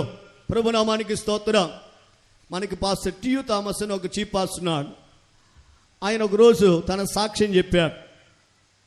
తనకు ఒకరోజు సిలువలో వేయబడిన యేసు ప్రత్యక్షమయ్యాడు. ఆ యేసు ప్రభు ముఖాన్ని చూసిన తర్వాత అంత అందమైన ముఖం నేను లోకంలోనే చూడలేదు, వేరే ఏ ముఖాన్ని చూసేదానికి నాకు ఇష్టము కూడా పుట్టలేదని చెప్పాడు. ప్రభునామానికి స్తోత్రం. యేసుని మనం చూస్తే మన కన్నీళ్లు తొలగిపోతాయి. ప్రభునామానికి స్తోత్రం. ఒక సేవకుడు తన అనుభవాన్ని చెప్పాడు. సేవలో చాలా కష్టంగా ఉంది, పోరాటాలు ఉన్నాయి. ఒక దీన్ని నిర్ణయం చేసుకున్నాడు, ఈ రాత్రి వేళ సేవను వదిలిపెట్టి వెళ్ళిపోవాలా, అట్లా నేను నిర్ణయం చేసుకున్నాడు. ప్రభునామానికి స్తోత్రం. అన్నీ సర్ది పెట్టుకొని రేపు పొద్దున్నే సెంటర్ పాస్ దగ్గర చెప్పి సేవను వదిలిపెట్టి వెళ్ళిపోదామని తీర్మానం చేశాను. ప్రభునామానికి స్తోత్రం. ఆ రాత్రిలో ఒక దర్శనం, ఒక్క మనుషుడు మాత్రమే ఆ మార్గంలో పోయినటువంటి ఒక మార్గాన్ని చూపించారు. దాన్ని చూసినప్పుడు ఎవరో ఒక్కరు మాత్రమే ఆ మార్గంలో నడిచిపోయినటువంటి అడుగు జాడలు అక్కడ కనబడ్డాయి. యేసు ప్రభు మాట్లాడుతూ ఉన్నాడు, ఆ మార్గాన్ని తేటగా చూడు, ఆ అడుగు జాడలను చూడమన్నాడు. ప్రభునామానికి స్తోత్రం. అడుగు జాడలు బాగా తేటగా చూసినప్పుడు ఒక్క మనిషి మాత్రమే నడిచిపోయాడు. ఇంకొక స్వరం చెవులు వినబడుతుంది, ఇప్పుడు నీవు పోతున్నావే ఈ మార్గంలో ముందుగా నేను నడిచిపోయాను, నేను నడవని మార్గంలో నిన్ను నేను నడిపించను గనుక ధైర్యంగా భయపడకుండా నా అడుగులో నీవు అడుగు వేసుకొని నడిచిరా అని దేవుడు ఆ రాత్రి ఆయనకు మాట్లాడాడు. ఆ దర్శనము శబ్దం విన్న వెంటనే తనకుండేటువంటి పోరాటాలు, యుద్ధాలు అన్నీ తీరిపోయి ఒక గొప్ప సమాధానం హృదయంలో వచ్చినది. పెట్టిని తీసే మళ్ళా సెల్ఫ్లో పెట్టేసి సేవను కొనసాగించాడు. ప్రభునామానికి మహిమ కలుగునుగాక. ఆ సేవకుడు గొప్ప ప్రయోజకుడిగా మారి ప్రభులో నిద్రించినాడు. దేవునామానికి మహిమ కలుగునుగాక. ప్రియులారా, ఈ యేసుని ప్రేమించినప్పుడు ఈ యేసు మనకు ప్రత్యక్ష మగును, తన యొక్క దర్శనాలను మనకు చూపించును. ప్రభునామానికి మహిమ కలుగునుగాక. ఈ యేసు మరియాని పిలిచిన వెంటనే మరియా రబ్బుని, బోధకుడా అని చెప్పి ఆ ప్రేమతో పోయి యేసు ప్రభువును ముట్టబోయింది.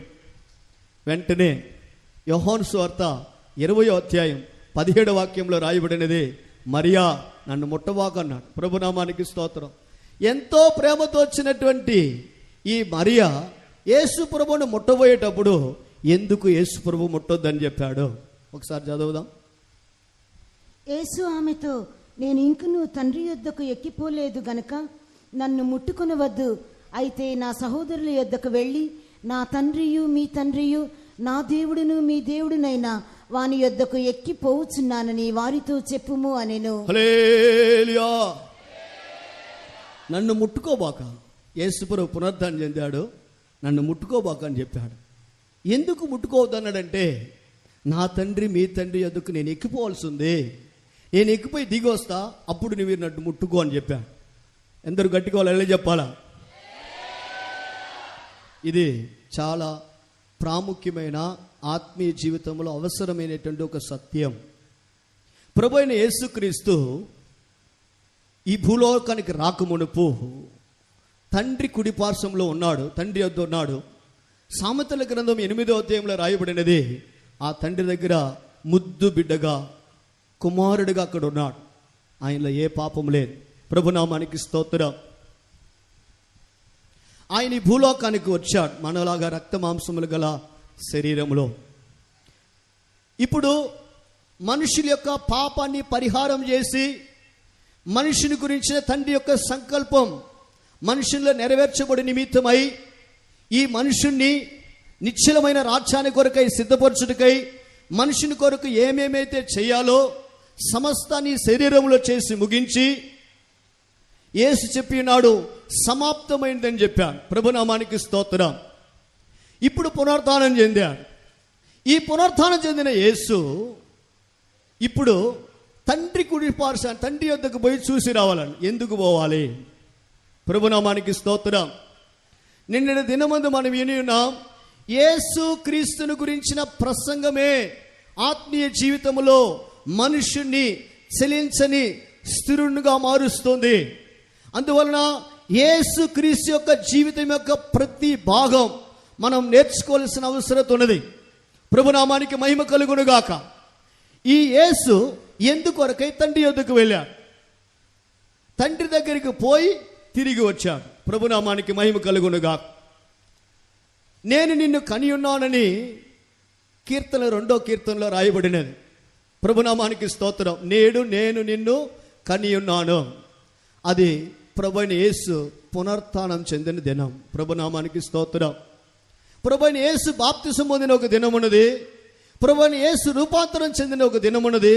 ప్రభువైన యేసు క్రీస్తు పునరుత్థానం చెంది తండ్రి యొద్దకు పోయిన ఒక దినం ఉన్నది. ప్రభునామానికి మహిమ కలుగును గాక. ఈయన మృతులోని లేపబడినప్పుడు రోమీలకు రాసిన పత్రిక 1వ అధ్యాయం 5వ వాక్యంలో రాయబడినది, పరిశుద్ధమైన ఆత్మను బట్టి ఆయన మృతులోని లేపబడి ఉన్నాడు గనుక ఆయన దేవుని కుమారుడని బలముగా రూపింపబడనని రాయబడినది. ప్రభునామానికి స్తోత్రం. ప్రియులారా, ఈ లోకములో జీవించే కాలంలో మనలాంటి రక్త మాంసములో యేసు జీవించినప్పటికీ ఆయనలో ఏ విధమైన పాపము ఆత్మలో లేదని రూపించి నిమిత్తమే ప్రభువైన యేసు క్రీస్తు మృతుల్లోండి లేపబడ్డాడు. ప్రభునామానికి స్తోత్రం. ఆయన తండ్రి యొద్దకు వెళ్ళాడు. ప్రభువైన యేసు క్రీస్తుని మృతుల్లో నుండి లేపిన ఆత్మని రాయబడినది. పరిశుద్ధాత్మ ఆయనని లేపినది. ఆయనలో ఉండే ఆత్మ పరిశుద్ధంగా ఉండినది. పరిశుద్ధాత్మ వేరే, యేసులో ఉన్న ఆత్మ వేరే. యేసు యొక్క ఆత్మ పరిశుద్ధమైన ఆత్మ. ప్రభునామానికి స్తోత్రం. ఆ ఆత్మలో ఈ లోకములుండే ఏ పాపము ఆయనలో ప్రవేశించలేదు. ఇప్పుడు ప్రభువైన యేసు క్రీస్తు హెబ్రీయులకు రాసిన పత్రిక 7వ అధ్యాయంలో మనం చదివినట్లుగా నాశనము లేని జీవమునుకున్న శక్తిని బట్టి ఆయన మృతుల్లోండి లేపబడి తండ్రి యొద్దకు ఆయన వెళ్ళి ఉన్నాడు. ప్రభునామానికి మహిమ కలుగును గాక. ఈ నాశనము లేని జీవమునుకున్న శక్తిని బట్టి ఆయన మృతుల్లోండి లేపబడి తండ్రి యొద్దకు ఆయన ఎప్పుడు వెళ్ళి ఉన్నాడో, తండ్రి యొద్దకు ఆయన వెళ్ళి దిగి వచ్చిన తర్వాత ఆయన యాజకుడిగా మార్చబడ్డాడు. ప్రభునామానికి స్తోత్రం. ఇప్పుడు మన ప్రభువైన యేసుక్రీస్తు మన కొరకై ఒక యాజకుడిగా తండ్రి కుడి పార్శ్వములో మన కొరకై ఆయన సేవను కొనసాగిస్తూ ఉన్నాడు. ప్రభునామానికి స్తోత్రం. దీని గురించే మీకు ఇవ్వబడినటువంటి చాట్లో మీరు చూసినట్లయితే ఇక్కడ ఒక ప్రధాన యాజకుని గురించి ఈ చాట్లో అక్కడ రాయబడినది. ప్రభునామానికి స్తోత్రం. యేసు అను గొప్ప ప్రధాన యాజకుడు. యేసు ఈ భూలోకములో ఉన్నప్పుడు వాక్యముగా వచ్చాడు. యేసు పునరుత్థానం చెంది తండ్రి యొద్దకు వెళ్ళిన తర్వాత నాశనము లేని జీవమునుకున్న శక్తిని బట్టి ఆయన ప్రధాన యాజకుడిగా, మెల్కీసెదెకు క్రమ ప్రకారమైన యాజకుడిగా మార్చబడ్డాడు. ఇప్పుడు ఆయన మన నిమిత్తమై తండ్రి కుడి పార్శ్వములో ఉండి విజ్ఞాపన చేయుచు ఉన్నాడు. ప్రభునామానికి స్తోత్రం. అందు నిమిత్తమే ఎన్ని బలహీనతలు కొరతలు మనలోనికి వచ్చినా కూడా మనం కాపాడబడేది అందు నిమిత్తమే. స్తోత్రం. ద్రాక్ష తోటలో ఒక అత్తి చెట్టును గురించి, అంజూరపు చెట్టును గురించి మనం చూస్తున్నాం. ప్రభునామానికి స్తోత్రం. త్రోవ పక్కన అంజూరపు చెట్టు యేసు ప్రభు శపించాడు, అది శాపం అయిపోయినది. తోటలో ఉన్నటువంటి అంజూరపు చెట్టుని యేసు ప్రభు చూసి అది ఫలించలేదు, దాన్ని నరికి వేద్దామంటే ఆ తోటని కావలి కాయవాడు చెప్పాడు, అయ్యా ఈ సంవత్సరం మాత్రం ఉండనేయండి, నేను దీన్ని బాగా త్రవ్వి ఎరువు వేస్తాను, ఇది ఫలిస్తే సరి, లేదంటే అలాగని మీరు చెప్పినట్టు నరికి వేద్దామని చెప్పాడు. ఆ తోటమాలి వేడుకున్నందు నిమిత్తం ఆ విజ్ఞాపన చేసినందున ఆ చెట్టు వదిలిపెట్టబడినది. అలాగనే ఇప్పుడు మన ప్రభువైన యేసుక్రీస్తు పునరుత్థానం చెంది తండ్రి కుడి పార్శ్వములో ఉండి మన నిమిత్తమై విజ్ఞాపన చేయుచున్నాడు. సాతాను మన కొరతలు తప్పిదాలను చూచి మన నిమిత్తమై ఫిర్యాదు చేసేటప్పుడు, తండ్రి దగ్గర ఫిర్యాదు చేసేటప్పుడు యేసు ప్రభు పోయి, తండ్రి నా గాయాలు చూడండి, నా రక్తమును చూడండి, నేను వీళ్ళ కొరకు శ్రమ పడ్డాను, క్రయధనం చెల్లించాను, వాళ్ళ కొరకే ధనము చెల్లించినాను, నా నిమిత్తం ఈ ఒక్కసారికి వీరిని క్షమించుమని తండ్రి దగ్గర ప్రాధేయపడతా ఉన్నాడు. అందు నిమిత్తమే నేను కూడా నిలబడ్డాను, అందు నిమిత్తమే మనం అందరం కూడా నిలబడ్డాం. ఇది సత్యం అని చెప్పేవాళ్ళు మాత్రం చేతులెత్తో కలెలు చెప్పండి. ప్రభునామానికి మహిమ కలుగునుగాక. ఈ ప్రధాన యాజకుడు ఇప్పుడు మనకి ధైర్యాన్ని కలుగజేస్తున్నాడు. ఈ నిశ్చలమైన రాజ్యానికి పోయేదాని కొరకై ఈ ప్రధాన యాజకుడు తన శరీరం అనే ఈ యొక్క తెరను చీల్చి మహాపరిశుద్ధ స్థలము, అతి పరిశుద్ధ స్థలములోనికి మనకంటే ముందు పోయాడు. మనకు ఒక మార్గాన్ని తెరిచిపోయాడు. పాత నిబంధన కాలంలో ఆ పరిశుద్ధ స్థలానికి వెళ్ళాలంటే మరణము కాచుకొని ఉండినది. ఇప్పుడైతే ఏ భయం మనకు లేదు. మన యేసు ఈ లోకములోనికి వచ్చి మన నిమిత్తమై తన శరీరాన్ని చీల్చి నూతనమైన జీవం గల ఒక మార్గాన్ని మనకు తెరిచి ఉన్నాడు. ఈ మార్గం గుండా నేరుగా మనం ప్రయాణం చేస్తే ఆ నిశ్చలమైన రాజ్యం అని చెప్పబడే తండ్రి రాజ్యానికి మనం వెళ్ళగలం. ప్రియులారా, ఈ మార్గములో మనం ధైర్యంగా ప్రయాణం చేసేదానికి యేసుక్రీస్తు రక్తం మనకి ధైర్యాన్ని ఇస్తుంది. హల్లెలూయా! ఈ యేసుక్రీస్తు రక్తంలో ఉండే శక్తి మహా గొప్పది. యేసుక్రీస్తు రక్తంలో గొప్ప శక్తి ఉన్నది. ప్రభునామానికి స్తోత్రం. మీకు భయం కలిగినప్పుడంతా యేసుక్రీస్తు రక్తాన్ని ఉచ్చరించండి. యేసుక్రీస్తు రక్తం తండ్రితో మనల్ని సమాధానపరిచి ధైర్యాన్ని ఇచ్చే రక్తం. ఈ మార్గం గుండానే మనం ప్రయాణం చేయాలి. ప్రభునామానికి స్తోత్రం. 2 మార్గాలు యేసు చెప్పాడు. ఒకటి ఇరుకు ద్వారము, ఇంకొకటి విశాలమైన మార్గం. ప్రభునామానికి స్తోత్రం. విశాలమైన మార్గంలో ఏ విధమైన హద్దు, ఏ విధమైనటువంటి ప్రమాణాలు ఏది అక్కడ ఉండదు. ప్రభునామానికి స్తోత్రం. నా జీవితం నా ఇష్టం వచ్చినట్టు జీవిస్తా, నేను సంపాదిస్తాను, నేను తాగుతాను, అడిగేదానికి నువ్వెవరు? ప్రభునామానికి స్తోత్రం. ఏ విధమైన ప్రమాణాలు అక్కడ లేవు. లోకమంతా కూడా ఉండే ప్రమాణాలన్నిటినీ మార్చేస్తుంది. లోక చట్టంలో కూడా మీరు చూసినట్లయితే పురుషుడు పెళ్లి చేసుకోవచ్చని చట్టాల్లో అది ఏ తప్పు లేదు, వాళ్ళ ఇష్టం అని చెప్తుంది. చరిత్ర మీరు చూడండి, లోకం జరిగే సంభవాలు చూడండి. ఇదంతా అంత్యక్రీస్తు యొక్క ఆత్మల క్రియ. ప్రభునామానికి స్తోత్రం. వాళ్ళ స్వాధీనమని వదిలిపెడుచున్నారు. ఆ విశాలమైన మార్గంలో పోతే నేరుగా అది నాశనానికి తీసుకుపోతుందని యేసు ప్రభు చెప్పాడు. అది నిత్య నరకానికి తీసుకుపోతుంది. ప్రభునామానికి స్తోత్రం. కానీ యేసు మన కొరకు నూతనమైన జీవము గల మార్గాన్ని తెరిచాడు. తన శరీరం అనే తెరను చీల్చాడు. ప్రభునామానికి స్తోత్రం. ప్రియులారా, ప్రత్యక్ష గుడారాన్ని అక్కడ మీరు చూస్తున్నారు. దానిలో 3 తెరలు ఉన్నాయి. ప్రాకారములో ఒక తెర ఉన్నది, దానికి తరువాత పరిశుద్ధ స్థలములో ఒక తెర ఉన్నది, అతి పరిశుద్ధ స్థలములో ఒక తెర ఉన్నది. ఈ తెరను ఎంతగా చీలుస్తారో, తెరను చీల్చగా అంతగా సమీపంలో మనం పోయి చేరగలం. ఈ తెరని చెప్పబడేది శరీరాన్ని చూపిస్తుంది. ఈ శరీరాన్ని దేవుడి బిడ్డలు ఎంతగా నలగొట్టుదురో ఆ కొలత చొప్పున వాళ్ళు దేవుని యొక్క మధురమైన ఆ మహిమకరమైన సముఖానికి దగ్గరగా చేరగలరు. అందునిమిత్తమే పౌలు చెప్పాడు, ఇతరులకు ప్రసంగించిన తర్వాత నేను భ్రష్టునైపోకుండానట్లుగా నా శరీరాన్ని నలకొట్టి లోపరుచుకొనుచున్నాను. ప్రభునామానికి స్తోత్రం. ప్రియులారా, శ్రమలు అని చెప్పబడేవి యేసు ప్రభు ఈ భూలోకంలో దినములలో శరీరములో శ్రమపడినట్లుగా మొదటి పేతురు రాసిన పత్రిక 4వ అధ్యాయం 1వ వాక్యంలో రాయబడినది. ప్రభునామానికి స్తోత్రం. ఇరుకు సంకుచితమైన మార్గంలోనే శ్రమలున్నాయి. ఈ మార్గంలో కొన్ని చట్టాలు ఉన్నాయి, కొన్ని ప్రమాణాలు ఉన్నాయి. మనుషుడు తన ఇష్టానుసారంగా జీవించుటకు వీలు కాదు. ప్రసంగి గ్రంథం 12వ అధ్యాయం చివరి 3 వాక్యాలు చదివితే మనుషుడు దేవునికి భయపడి ఆయన కట్టడలను గైకొనాలి. ఇదే మనుషులందరి మీద నియమింపబడినటువంటి ప్రమాణమై ఉన్నది. ప్రభునామానికి స్తోత్రం కలుగును గాక. ప్రియులారా, యేసు లోకానికి వచ్చి మన నిమిత్తమై నూతనమును జీవం గల మార్గాన్ని తెరిచాడు.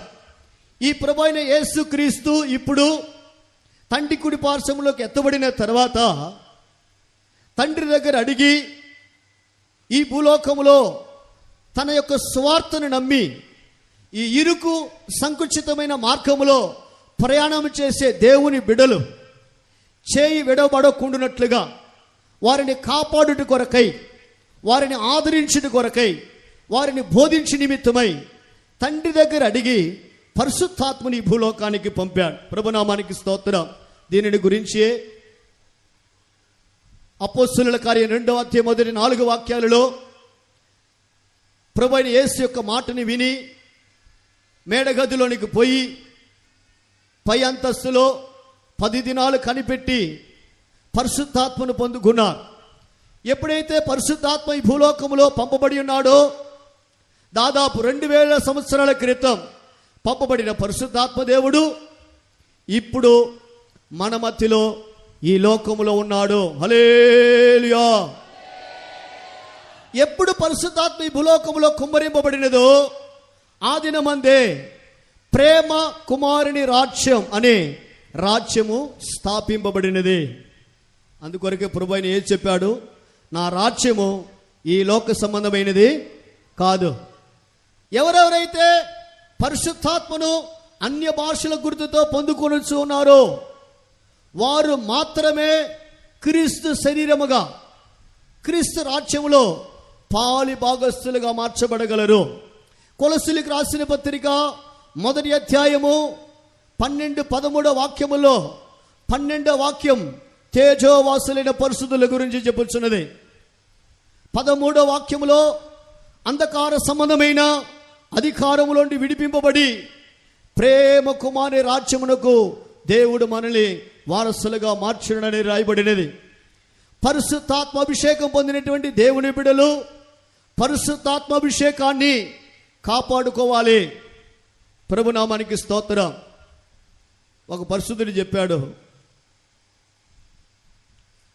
పరిశుద్ధాత్మని మనం అడిగి పొందుకొనుచున్నాం, కానీ పరిశుద్ధాత్మ తొందరగా దుఃఖపడతాడు. విమోచన దినము కొరకు ముద్రగా పొందిన పరిశుద్ధాత్మను దుఃఖపరచుకునే బైబిల్లో రాయబడింది. మన జీవిత క్రియల వలన పరిశుద్ధాత్మకు దుఃఖం కలిగిందంటే మనం చెప్పకుండానే వెళ్ళిపోతాడు. ప్రభునామానికి స్తోత్రం. ఆ విధంగానే అపవాది గురించి రాయబడినది. అపవాది బలవంతంగా మనలోనికి దూరపడతాడు. ప్రభునామానికి స్తోత్రం కలుగును గాక. అందువలనే అనేకుల యొక్క స్థితిగతులు పరిశుద్ధాత్మను దుఃఖపరిచి నష్టపరుచుకున్నందున పరిశుద్ధాత్మ వారిలో నుండి వెళ్ళిపోయి తనకంటే చెడ్డమైన 7 దెయ్యాలను వెళ్ళబెట్టుకొని లోపలికి బలవంతంగా వచ్చి సాతానుడి నివాసం చేయను. అందువలనే వారు మునుపటి స్థితి కంటే కడపటి స్థితి దౌర్భాగ్యకరంగా మార్చబడుతుంది. ఒక కాలంలో ప్రకాశించిన మంచి సాక్షి గల జీవితం చేసిన పరిశుద్ధులు కానీ విశ్వాసులు కానీ వెనకబడిపోయిన తర్వాత వారి జీవితం 7 అంతలుగా పాపులుగా వారు మార్చబడేదానికి ప్రధానమైన కారణం ఇదే. అందునిమిత్తమే పరిశుద్ధాత్మని మనము దుఃఖపరచకూడదు. ప్రభునామానికి స్తోత్రం. కొన్ని పాపాలు మనలో తెలిసి తెలియకొచ్చినప్పుడు పరిశుద్ధాత్మ దుఃఖపడతాడు. దావీదు కూడా పాపం చేసినాడు, కానీ నాతాన్ ప్రవక్త పోయి నీవే ఆ మనుషులని గ్రహింపు చేసిన వెంటనే నేను పాపం చేశానని ఒకే మాట చెప్పి 7 రాత్రులు పగుళ్ళు నేల మీదనే సాష్టాంగపడి తినకుండా తాకుండా తన హృదయం బ్రద్దలయ్యేంత వరకు, విరిగి నలిగినదిగా మారేంత వరకు తినకుండా త్రాక్కుండా ఆ నేల మీదనే కూర్చొని 51వ కీర్తన రాశాడు. ప్రభునామానికి స్తోత్రం. నీ పరిశుద్ధాత్మను నా యొద్ద నుండి తీసివేయద్దు ప్రభువా.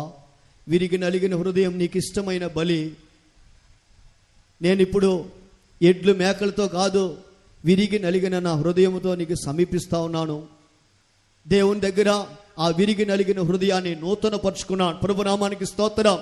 పరిశుద్ధాత్మ అభిషేకము ద్వారానే మనము ప్రేమ కుమారుని రాజ్యముగా ఈ భూలోకములో మనం మార్చబడుచున్నాం. ప్రభునామానికి స్తోత్రం. మీరు ఇక్కడ ఎవరైనా పరిశుద్ధాత్మ పొందని వారిగా ఉన్నట్లయితే, పరిశుద్ధాత్మ పొందేది మిగులు అవసరమైన కార్యము. ప్రభునామానికి స్తోత్రం. ప్రియులారా, పెంతెకోస్తు దినమందు పరిశుద్ధాత్మ కుమ్మరింపబడినప్పుడు దాదాపుగా 3000 మంది దేవుని వాక్యాన్ని సంతోషంగా అంగీకరించి బాప్తిసం పొందారు. ఆ దినాలలో పరిశుద్ధాత్మ యొక్క ఉజ్జీవం, ఆ ఉజ్జీవం యొక్క అగ్ని జ్వాలలు లోకమంతా కూడా వ్యాపించిపోయినది. ప్రభునామానికి మహిమ కలుగునుగాక. ఆ ప్రారంభ దినాలలో పరిశుద్ధాత్మ బలముగా క్రియ చేసే ఆ కాలములో దేవుని వాక్యమును మనము గమనించినప్పుడు అపోస్తలుల కార్యములలో పరిశుద్ధాత్మ క్రియల గురించి తేటగా అక్కడ రాయబడినది. ఆ దినాల్లో ఎన్నో సంభవాలు జరిగినాయి. దానిలో కొన్ని కార్యాలు మాత్రం నేను మీకు బోధించగోరుచున్నాను. ప్రభునామానికి స్తోత్రం. అపోస్తలుల కార్యం 6వ అధ్యాయం. అపోస్తలుల కార్యములో 6వ అధ్యాయంలో మనము చదివినప్పుడు దేవుని వాక్యము ప్రబలమై శిష్యుల సంఖ్య యెరూషలేములో బహుగా విస్తరించినట్లుగా 6వ అధ్యాయం 7వ వాక్యములో రాయబడినది. పరిశుద్ధాత్మ భూలోకములో దిగి బలముగా క్రియ చేసే కాలమందు వారు ఏక మనసు ఏక హృదయం గలవారుగా ఉన్నారు. తమ స్థిరాస్తులను కూడా అమ్మి అంత తీసుకొచ్చి అపోస్తలుల పాదాల దగ్గర పెట్టారు. తమ ఆస్తులను వదిలిపెట్టేది వారికి సులభమైపోయినది. ఎందుకంటే ఒక స్వాస్థ్యము పరలోక రాజ్యములో దేవుడు తమ కొరకు సిద్ధపరుస్తున్నాడనే ఒక గొప్ప దర్శనం గలవారుగా వారు ఉన్నారు. వాటన్నిటిని గురించి చెప్పేదానికి ఇప్పుడు సమయం లేదు. ఒక కార్యాన్ని మాత్రమే నేను మీకు ముఖ్యంగా బోధించగోరుచున్నాను. అపోస్తలుల కార్యం 6వ అధ్యాయం 7వ వాక్యాన్ని చదవండి. దేవుని వాక్యము ప్రబలమై శిష్యుల సంఖ్య యెరూషలేములో బహుగా విస్తరించెను. పరిశుద్ధాత్మ దేవుడు బలముగా క్రియ చేసే ఆ కాలమందు దేవుని వాక్యము ప్రబలమైనదని అందునిమిత్తమై శిష్యుల సంఖ్య యెరూషలేములో బహు విస్తారంగా మారినది. ప్రభునామానికి మహిమ కలుగునుగాక. అపోస్తలుల కార్యం 12వ అధ్యాయం 24వ వాక్యాన్ని మనము చదివినప్పుడు చదవదు. దేవుని వాక్యము ప్రబలమై వ్యాపించుచుండెను. హల్లెలూయా. దేవుని వాక్యము ప్రబలమవుట మాత్రమే కాకుండా దేవుని వాక్యము ప్రబలమై వ్యాపించుచుండెనని రాయబడినది. మనమందరం గత కాలంలో కరోనా దినాల్లో మనల్ని చర్చికి కూడా రానిలేదు. పెద్ద తాళాపు చెప్పెట్టి మెడ్రాసులో అంతా బోర్డులు పెట్టేశాం. మేము మరలా మీకు తెలియజేసేంత వరకు ఎవరు చర్చికి రాకూడదు. ప్రభునామానికి మహిమ కలుగునుగా. మీరందరూ కూడా అట్లా ఉండుంటారు అనుకుంటున్నాను. ఆ కాలంలో కరోనా గాల్లో వ్యాపించి ఎంతోమంది మరణానికి కారణమైనట్లుగా అందరూ మనం చూసాం. ప్రభునామానికి స్తోత్రం. ఈ కరోనా వ్యాపించిన దానికంటే పలు రెట్లు శక్తివంతముగా బలముగా దేవుని వాక్యం ఆ దినాల్లో ప్రబలమై వ్యాపించి వ్యాపించి వ్యాపించిపోయింది.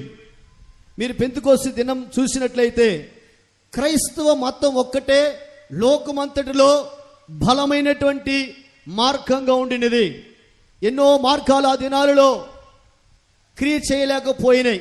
చరిత్రని సంఘ చరిత్రని మీరు చూసినట్లయితే ఆ దినాలలో అంత్యక్రీస్తు యొక్క క్రియలు, వాని రాకడకు వాని యొక్క రాజ్యమునకై సిద్ధపడే క్రియలు నిర్వీర్యంగా చేయబడినాయి. వారు ఏమీ చేయలేకపోయారు. సంఘ చరిత్రను చదువుకోనండి, ఇది మీరు గ్రహించగలరు. ప్రభునామానికి స్తోత్రం. అపోస్తలుల కార్యం 19వ అధ్యాయంలో మనము చదివినప్పుడు 20వ వాక్యాన్ని కూడా చదువుకుందాం. 19 అపోస్తలుల కార్యం 19:20వ వాక్యం. ఇంత ప్రభావముతో ప్రభు వాక్యము ప్రబలమై వ్యాపించెను. ప్రభునామానికి స్తోత్రం. ఇంత ప్రభావం, దాని యొక్క ప్రభావము ఎంత బలంగా ఉండిందంటే మంత్రాలు చదువుకునేటువంటి ఎఫెసీ పట్టణం అనేది మంత్రాలు స్కూళ్ళు ఉండేయంట. ప్రభునామానికి స్తోత్రం. చేతబడి స్కూళ్ళు ఉన్నట్లుగా మంత్రాల స్కూళ్ళు, వాళ్ళు అక్కడ పోయి మంత్రాలు చదువుకునేవారు. ప్రభునామానికి స్తోత్రం. దేవుని వాక్యము ఆ దినాల్లో బలంగా ప్రభావంగా అది వ్యాపించగా ఈ దేవుని వాక్య యొక్క ప్రభావం ఎదుట జనుల్లో క్రియ చేసినటువంటి దుష్ట శక్తులన్నీ కూడా పారిపోయినాయి. వారందరూ కూడా తాము చేసిన వాటన్నిటినీ అపోస్తలుల దగ్గరికి వచ్చి ఒప్పుకోలు చేశారు. తమ మంత్ర పుస్తకాలన్నిటినీ అమ్మివేశారు. ప్రభునామానికి స్తోత్రం. తమ మంత్ర పుస్తకాలన్నిటినీ తెచ్చి వారందరి ఎదుట వాటిని కాల్చివేశారని రాయబడినది. ప్రభునామానికి స్తోత్రం. ఎంత బలమైనటువంటి ఓ గొప్ప ఉద్యమమో చూడండి. ఆసియా ఖండములో, ఐరోపా ఖండములో, ఇటలీ దేశంలో, రోమ్లో, గ్రీసులో, సిరియా దేశములలో 1, 2, 3 శతాబ్దాలలో క్రైస్తవ ఈ పెంతెకోస్తు జ్వాలలు భయంకరంగా రగిలినటువంటి ఒక కాలం. ప్రభునామానికి మహిమ కలుగునుగాక. ఆ దినాల్లో ఒక విశ్వాసి కూడా అంత బలమైనటువంటి ఒక ఆత్మగా కనబడ్డారు. ప్రభునామానికి స్తోత్రం. మీరు అపోస్తలుల కార్యం 8వ అధ్యాయాన్ని చదివినప్పుడు ఫిలిప్ అని చెప్పబడే ఒక విశ్వాసుని గురించి అక్కడ రాయబడినది. ఈ అగ్నితో నింపబడి ఫిలిప్ సమరయ పట్టణానికి పోయి యేసు ప్రభుని గురించి అక్కడ బోధించాడు. యేసు ప్రభు జీవితాన్ని గురించి బోధించాడు. యేసు ప్రభు చేసిన కార్యాల గురించి బోధించాడు. అక్కడ దయ్యాలు పారిపోయినాయి. ప్రభునామానికి స్తోత్రం. వ్యాధిగ్రస్తులు స్వస్థపడ్డాడు. ఆ పట్టణానికి గొప్ప సంతోషం కలిగినది. యేసు ప్రభు యొక్క సువార్తలో శక్తి ఉన్నది. దాన్ని మనం పొంది అనుభవించడమే కాదు, గ్రామాల్లో పట్టణాల్లో బోధించాలా. అది అనేకుల వలన వీలు కావట్లా. నేను చిన్న వయసులో ఆ దినాల్లో సేవకులను నేను చూసినాను, విశ్వాసులను చూసిన. పనికి పోయించిన తర్వాత పెట్రోమాక్స్ లైట్ పెట్టుకొని ఆ ఒక సంచి తగిలించుకొని దానిలో కొన్ని కరపత్రాలు పెట్టుకొని డ్రమ్ము ఒకటి తీసుకొని సైకిల్ వేసుకొని ఆయా గ్రామాలకు పోయి యేసు ప్రభువుని గురించి సాక్ష్యం చెప్పేవాళ్ళు.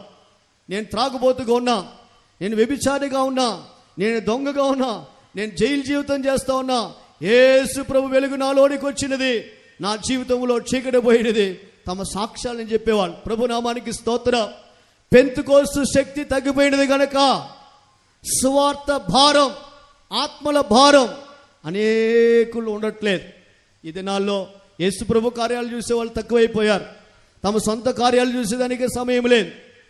పాస్టర్ ఎస్పీ ఎర్నెస్ట్ పాల్ గారి గురించి ఒక అనుభవాన్ని నేను విన్నాను. ప్రభునామానికి స్తోత్రం. మన సంఘంలో డిప్యూటీ చీఫ్ పాస్టర్గా ఆయన ఉన్నాడు. ఆయన ఐడియాలో ఉండే దినాలలో మనకి బీచ్ పక్కనే ఉంది, మెరీనా బీచ్. అప్పుడప్పుడు అక్కడికి పోయి ప్రార్థన చేసేవాడు. ప్రభునామానికి స్తోత్రం. ఒక దినమందు సుండల్ అని చెప్పి అమ్ముకుంటే ఒక అబ్బాయి ఒక చిన్న పాత్రలో అరుస్తా వీళ్ళు ముగ్గురు ప్రార్థన చేసేటప్పుడు వీళ్ళ దగ్గరకు వచ్చాడు. ప్రభునామానికి స్తోత్రం. పాస్టర్ గారు చెప్పారు, నీవు అమ్ముకునే సుండల్ని మేము మొత్తం కొనుక్కుంటాం, నేను చెప్పింది వింటావా అన్నాడు. వింటానని తలూపాడు. అప్పుడు డ్రైవర్ దగ్గర చెప్పాడు, అబ్బాయిని కూర్చోబెట్టి నీ సాక్ష్యం మొత్తం ఆయనకి చెప్పు. ప్రభునామానికి స్తోత్రం.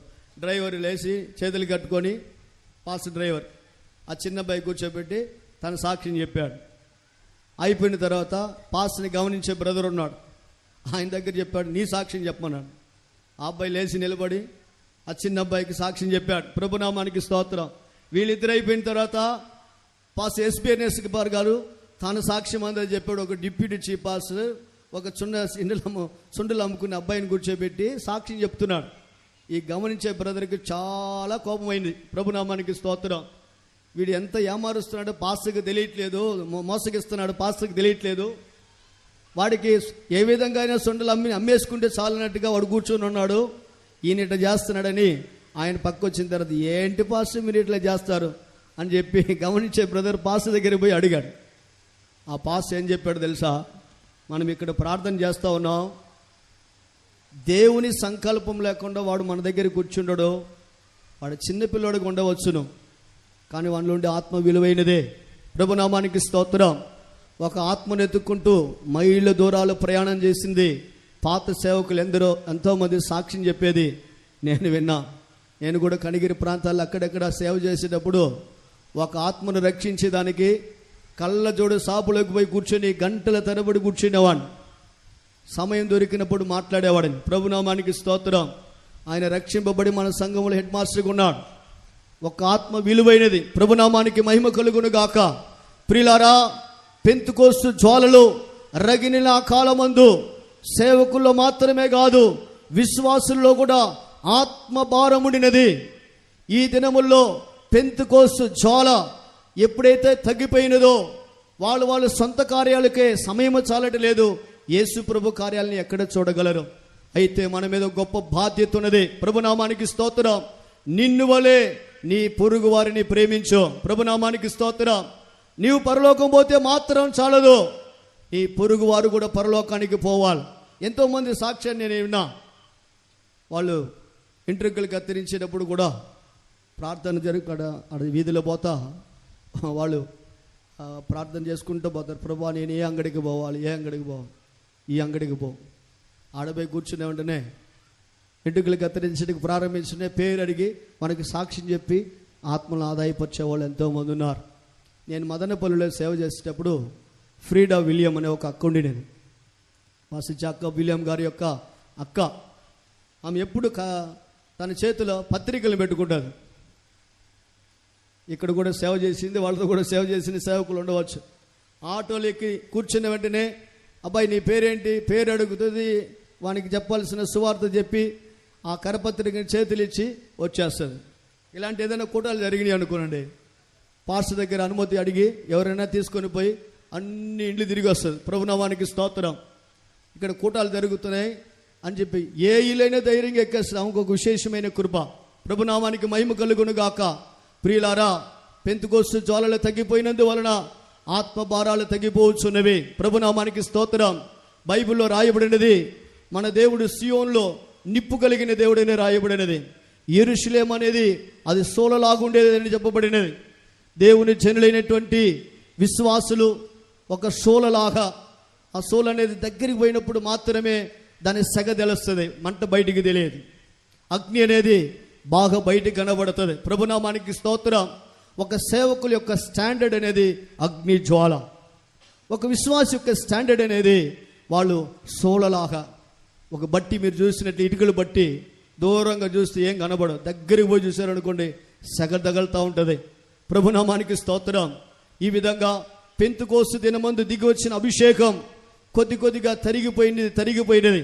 నా చిన్న వయసులో మా అమ్మతో కూడా నేను కనిపెట్టుకోవడానికి పోయేవాడు.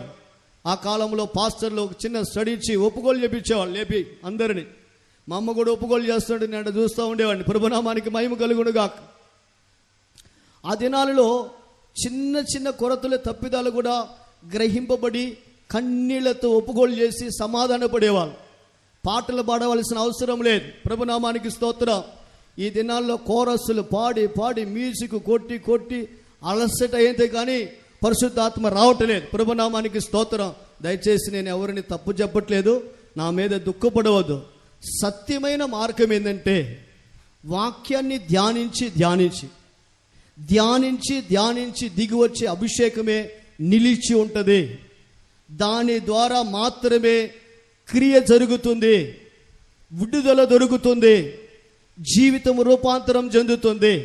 ఒక స్త్రీ పులిసిన కొద్దిగా పిండిని మూడు కొంచెల ఆ యొక్క కలిపినటువంటి ఆ యొక్క ముద్దలో లోపల దాచిపెట్టినాను. ప్రభునామానికి స్తోత్రం. ఈ కొంచెం పులిసిన పిండి ఆ పులిపిండిని అంతటిని పుల్లగా మార్చినాను. ప్రభునామానికి స్తోత్రం. పరిశుద్ధాత్మలో ఆ శక్తి ఉన్నది. అది మన యొక్క శరీరాన్ని దినదినం జీవింపజేస్తుంది.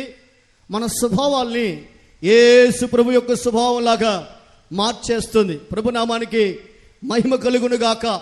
మన యొక్క జ్వాలలు, మన యొక్క అగ్ని సాతానుడు తంత్రంగా పలు విధాలైన తంత్రాలు మనలోనికి తీసుకుని వచ్చి చల్లార్చాడు. అక్రమం యొక్క పెరుగుట వలన అనేకుల ప్రేమ చల్లారిపోతుంది. ప్రభునామానికి స్తోత్రం. నేను అభిషేకం పొందిన ప్రారంభ దినాలలో దైవిక స్వస్థతో జీవించి ఎవరైనా సంఘానికి వస్తారు. కోటిరత్న కైగారు ఉన్నారు, ఒంగోలు విశ్వాసాలందరికీ తెలుసు. ఆయనకు ఆస్మా వస్తుంది. ఎవరైనా తీసుకొని ఫేతంకి వచ్చేస్తారు. రాత్రి అంతా ఆయన కష్టపడుతూ ఉండేవాడు. సేవకులు వచ్చి అప్పుడప్పుడు ప్రార్థన చేస్తూ పోతావాడు. నేను ఖాళీ అయినప్పుడు ఫేతం పోయి పడుకుండేవాడిని. ఆయన కష్టపడి చూసేది నా వల్ల వీలు కాదు. రాత్రి అంతా ఆయన వీపుని ఇట్లా సర్దుతూ ఆయనకి తట్టుకుంటూ ఆయనకి పరిచయం చేసేది నాకు గొప్ప సంతోషంగా ఉండేది. ఎందుకంటే ఈయన ఒక దైవిక స్వస్థత కొరకు జీవిస్తున్నాడు, ఈయనలో యేసు ప్రభు ఉన్నాడు. ఈయనకు మనం ఏది చేస్తామో అది యేసు ప్రభుకు చేసేదనే ఆ ప్రకటన నాలో ఉండినది. ప్రభునామానికి స్తోత్రం. దానికి దేవుడు సాక్ష్యం. ప్రియులారా, ఈ దినాలలో పెంతెకోస్తు అనుభవం మనలో తగ్గిపోవచ్చున్నది. ఇవన్నీ నేను మాట్లాడలేని రాలేదు, కానీ దేవుని ఆత్మ పలు రీతిలుగా నన్ను నడిపిస్తుంది. ప్రభునామానికి మహిమ కలుగునుగాక. ప్రియులారా, మన యొక్క ప్రేమ కుమారుని రాజ్యం అనే ఒక రాజ్యము ఈ భూలోకములో పెంతెకోస్తు దినములో అభిషేకం ఎప్పుడైతే కుమ్మరింపబడినదో ఆ దినమందు ఈ భూలోకంలో అది స్థాపింపబడినది. ప్రభునామానికి మహిమ కలుగునుగాక. ఆ దినములో మొదటి 2-3 శతాబ్దాలు అగ్ని జ్వాలలు మండుతున్నాయి. దానికి తర్వాత అభిషేకం చల్లారిపోయినది. సంఘ చరిత్రను మీరు చదివినట్లయితే 16వ శతాబ్దం వరకు పరిశుద్ధాత్మ క్రియ మౌనంగా ఉండిపోయినది. దానికి చీకటి యుగమని సంఘ చరిత్రలో పేరు పెట్టారు. 16వ శతాబ్దంలో మార్టిన్ లూథర్ అనే ఒక భక్తి దైవజనుని దేవుడు లేపాడు. ఆయన కాలం నుండి పలు విధాలైన ఉత్సవాలు, పెంతెకోస్తు యొక్క ఉత్సవం అప్పుడప్పుడు కలగతా ఉండినది. 1991వ సంవత్సరం నుండి 10వ సంవత్సరం వరకు పలు విధాలైన ఉత్సవాలు లోకములో లేవబడినాయి. ప్రభునామానికి స్తోత్రం. ఆ యొక్క ఉత్సవ జ్వాలల గురించి చరిత్రను మనము చదివినప్పుడు అజూజా స్ట్రీట్ అని చెప్పబడే అమెరికా దేశంలో రగిలినటువంటి ఉత్సవాన్ని గురించి సంఘ చరిత్ర చెప్తోంది. వాళ్ళందరూ పరిశుద్ధాత్మతో నింపబడినప్పుడు ఒక అగ్ని పైన మండేదండి.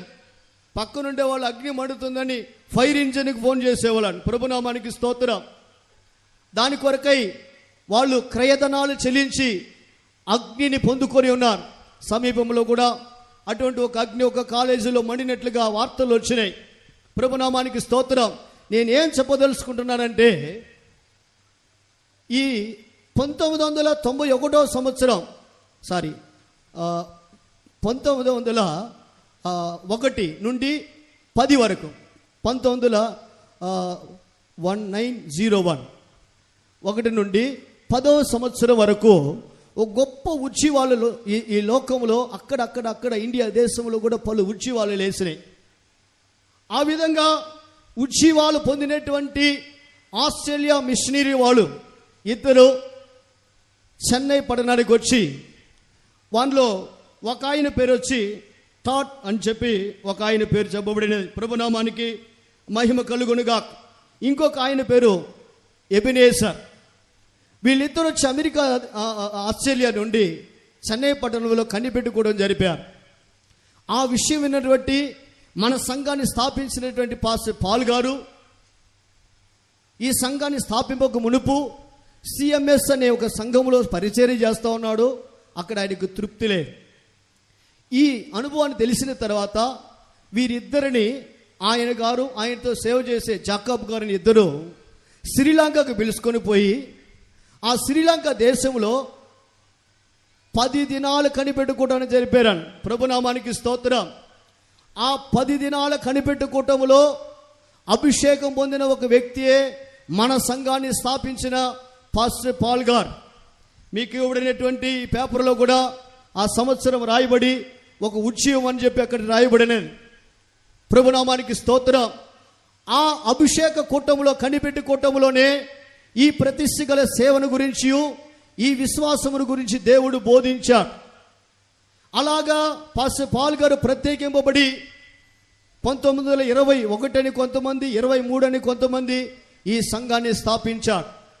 అప్పటి నుండి ఇప్పటి వరకు ఈ సంఘములో ఆకాశ నక్షత్రలాగా ఎంతోమంది జనాన్ని దేవుడు అనుగ్రహించాడు. ఆ పరిశుద్ధుడు మరణించినప్పటికీ దానికి తర్వాత దేవుడి సంఘాన్ని ఇంతవరకు నడిపించు వచ్చి ఉన్నాడు. మనం అటువంటి ఒక సంఘములో సభ్యులుగా మార్చబడినందుకు గొప్ప దండిలమై మనం ఈ లోకంలో కనబడుచున్నాం. ప్రభునామానికి మహిమ కలుగును గాక. అందువలన సంఘం అనేది పరిశుద్ధాత్మ ద్వారానే పుట్టినటువంటిది. మాథ్యూ గారిని ఒక అయ్యగారు నేను కావులో సేవ చేసేటప్పుడు ఉండేవాడు. హార్బర్లో పనిచేసిన ఒక విశ్వాసి. ఆయన తన సాక్ష్యాన్ని చెప్పాడు. అయ్యా, ఆ దినాలలో మోర్ మార్కెట్ పక్కనలో మనకి ఇంటర్నేషనల్ కన్వెన్షన్ జరిగేది. అప్పుడు ఆ కన్వెన్షన్ నేను కొత్త ఆత్మగా పోయి నేను కూడా సంఘంలో చేరతానని పోయాను. అప్పుడుండే సేవకులు చెప్పారు, నీవు అభిషేకం పొందుకున్నావా అని చెప్పారు. లేదు, నేను పొందలేదన్నాను. అభిషేకం పొందకపోతే ఈ జీవితాన్ని నువ్వు చేయలేవు. పోయి మొదట అభిషేకాన్ని పొంది వచ్చి మా సంఘంలో విశ్వాసిగా చేరమన్నారు. నన్ను చేర్చుకోలేదని చెప్పాడు. ఆ వైరాగ్యంతో పోయి కూర్చొని అన్య భాష అభిషేకాన్ని నేను పొందుకొని వచ్చాను. అప్పుడే నన్ను సంఘంలో చేర్చుకున్నారని మాథ్యూ గారు కావలి సంఘంలో సాక్ష్యం చెప్తుండగా నా చెవులు విన్నాయి. దేవుడు దానికి సాక్ష్యం. ప్రభునామానికి మహిమ కలుగునుగాక. ఈ దినాలలో ఈ అభిషేకం మనకు కావాలి. నేను కూడా అభిషేకం పొందని కాలం ఉండినది. పరిశుద్ధుల అభిషేకం గురించి బోధించేటప్పుడు ఏం చేయాలో తెలియదు. ఒక దాహం, అరణ్యానికి పోయి శబ్దంగా ఏడ్చేవాడిని. కొరతలు తప్పిదాలు బయలుపరచండి ప్రభు అని అడిగేవాడిని. ప్రభునామానికి స్తోత్రం. ఒంగోలు సంఘంలో దానియేలు గారని ఒక ఆయన ఉన్నాడు. ఆయన అభిషేకం వచ్చిందంటే మొత్తం ఒక అరగ-2 స్థలం కావాలి ఆయనకి. అట్టెగిరి ఇట్టెగిరి ఎగురుతుంటాడు. నా చిన్న వయసులో అభిషేకం మీద దాహంతో ఆయన దగ్గర పోయి కూర్చొని కొద్దిగా ముట్టేవాడు. ఆయన ఊగుతూ ఉండేవాడు. అట్లేమన్నా కరెంట్ షాక్ లాగా అభిషేకం అన్న మనలోనికి వస్తుందనే ఒక దాహం. ప్రభునామానికి స్తోత్రం. ప్రియులారా, దప్పికలవర మీద దేవుడు ఆత్మను కుమ్మరిస్తాడు. అభిషేకం పొందకపోతే ప్రేమ కుమారుని రాజ్యంలోనికి రాలేరు. ప్రభునామానికి మహిమ కలుగును గాక. ఎవరైనా పరిశుద్ధాత్మ అభిషేకాన్ని మీరు పొందని వారైనట్లయితే మీరు పరిశుద్ధాత్మ అభిషేకాన్ని పొందుకోవాలి. మన సంఘం యొక్క పునాదులు ఏమంటే, పాస్టర్ సెల్వం గారు అనే ఒక సెంటర్ పాస్టర్ అడియార్లో ఉండేవాడు. ఆయన చెప్పేవాడు, రాయపురంలో హెడ్ క్వార్టర్ ఉన్నప్పుడు అభిషేకం ఎవరెవరికి లేదో వాళ్ళందరిని తీసుకుపోయి బీచ్లో కూర్చోబెట్టి అందరూ పరిశుద్ధాత్మ పొందేంత వరకు మేమందరూ రాత్రుల్లో బ్రదర్స్ కనిపెట్టి అభిషేకాన్ని పొందుకునే వాళ్ళమని చెప్పారు. ప్రభునామానికి స్తోత్రం. ఈ దినాల్లో మనకు పరిశుద్ధాత్మ అభిషేకం కావాలి. పరిశుద్ధాత్మ అభిషేకాన్ని ఎప్పుడైతే మనం పొందుకునిచున్నామో అప్పుడే ఈ ప్రేమ కుమారుని రాజ్యములో మనము వచ్చి చేరగలం. ఈ ప్రేమ కుమారుని రాజ్యం అనేది మరుగైనది. అదే క్రొత్త నిబంధన సంఘం. ఈ లోకాల్లో ఎన్నో సంఘాలు ఉన్నాయి. మాదే పాత సంఘం అని చెప్పేవాళ్ళు. పెద్ద పెద్ద కట్టడాలు, పెద్ద పెద్ద రూపాలు ఉన్నాయి. ప్రియులారా, బైబిల్ అదంతా కూడా సంఘం అని చెప్పట్లేదు. పెంతెకోస్తు సంఘమైనా ఏ సంఘమైనా కట్టడాలు జనసమూహాన్ని చూసి సంఘం అని చెప్పేదానికి వీలు కాదు. సంఘం అంటే దానికి ఒక పునాది ఉన్నది. ప్రభునామానికి మహిమ కలుగును గాక. ప్రియులారా, ఎప్పుడైతే ఒక దేవుని బిడ్డ అన్య భాషల గుర్తుతో అభిషేకం పొందుచున్నాడో అభిషేకము ద్వారానే క్రీస్తు శరీరం అనే సంఘములో వారు పాలు భాగస్థులుగా మార్చబడగలరు. ప్రభునామానికి స్తోత్రం.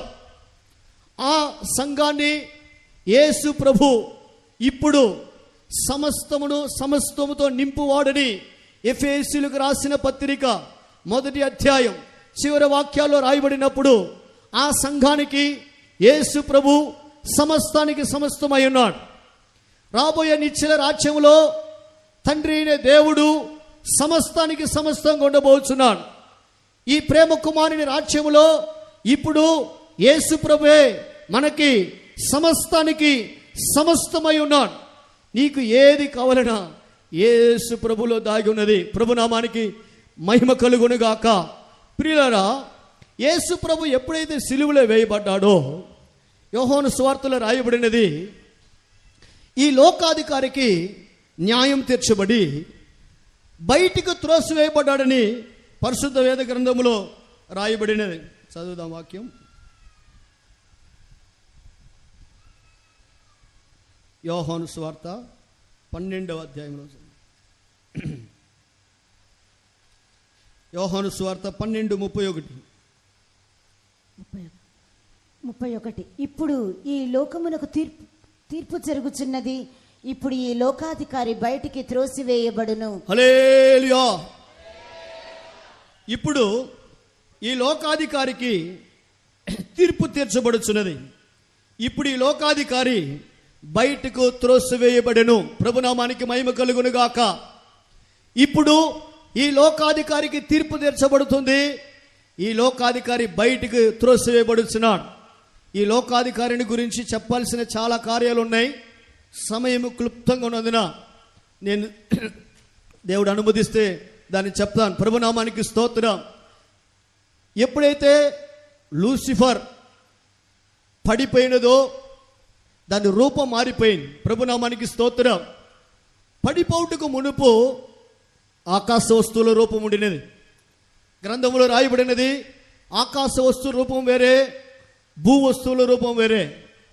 ఆకాశ వస్తువుల మహిమ వేరే, భూ వస్తువుల మహిమ వేరే. ప్రభునామానికి స్తోత్రం. ఎప్పుడైతే ఆ లూసిఫర్ పడిపోయినదో దాని రూపము మారిపోయినది, ఆత్మగా మారినది. ఇప్పుడు తన ఆశను, తనకుండే కోరికను నెరవేర్చుకునేదానికి ఏదో ఒక శరీరం కావాలి. ప్రభునామానికి స్తోత్రం. మీరు గ్రంథంలో చదివితే, యోబు గ్రంథంలో 38వ అధ్యాయం నుండి మీరు చదివినట్లయితే అక్కడ ఆకాశ వస్తువుల రూపాలు కొన్ని రాయబడినాయి. 39-40 వాక్యాలలో భూ వస్తు రూపాలు, భూమిలో ఉండే సముద్రంలో ఉండే వస్తు రూపాల గురించి రాయబడినది. ప్రభునామానికి మహిమ కలుగును గాక. ఈ ఆత్మ ఏదైనా తోటలో ఉండే సర్పంలో ప్రవేశించినది. దానికి కారణం కావలి కాయవలసినటువంటి ఆదాం కావలి కాయలే సరిగా కాయలేదు. ప్రభునామానికి స్తోత్రం. తోటని సిద్ధపరిచేది కావలి కాసే పని ఆదాం పని. ఆదాం ఈ పామును కాపాడలేదు. పాములో సాతాను జొరబడుటకు కారణం ఆదామే. ప్రభునామానికి స్తోత్రం.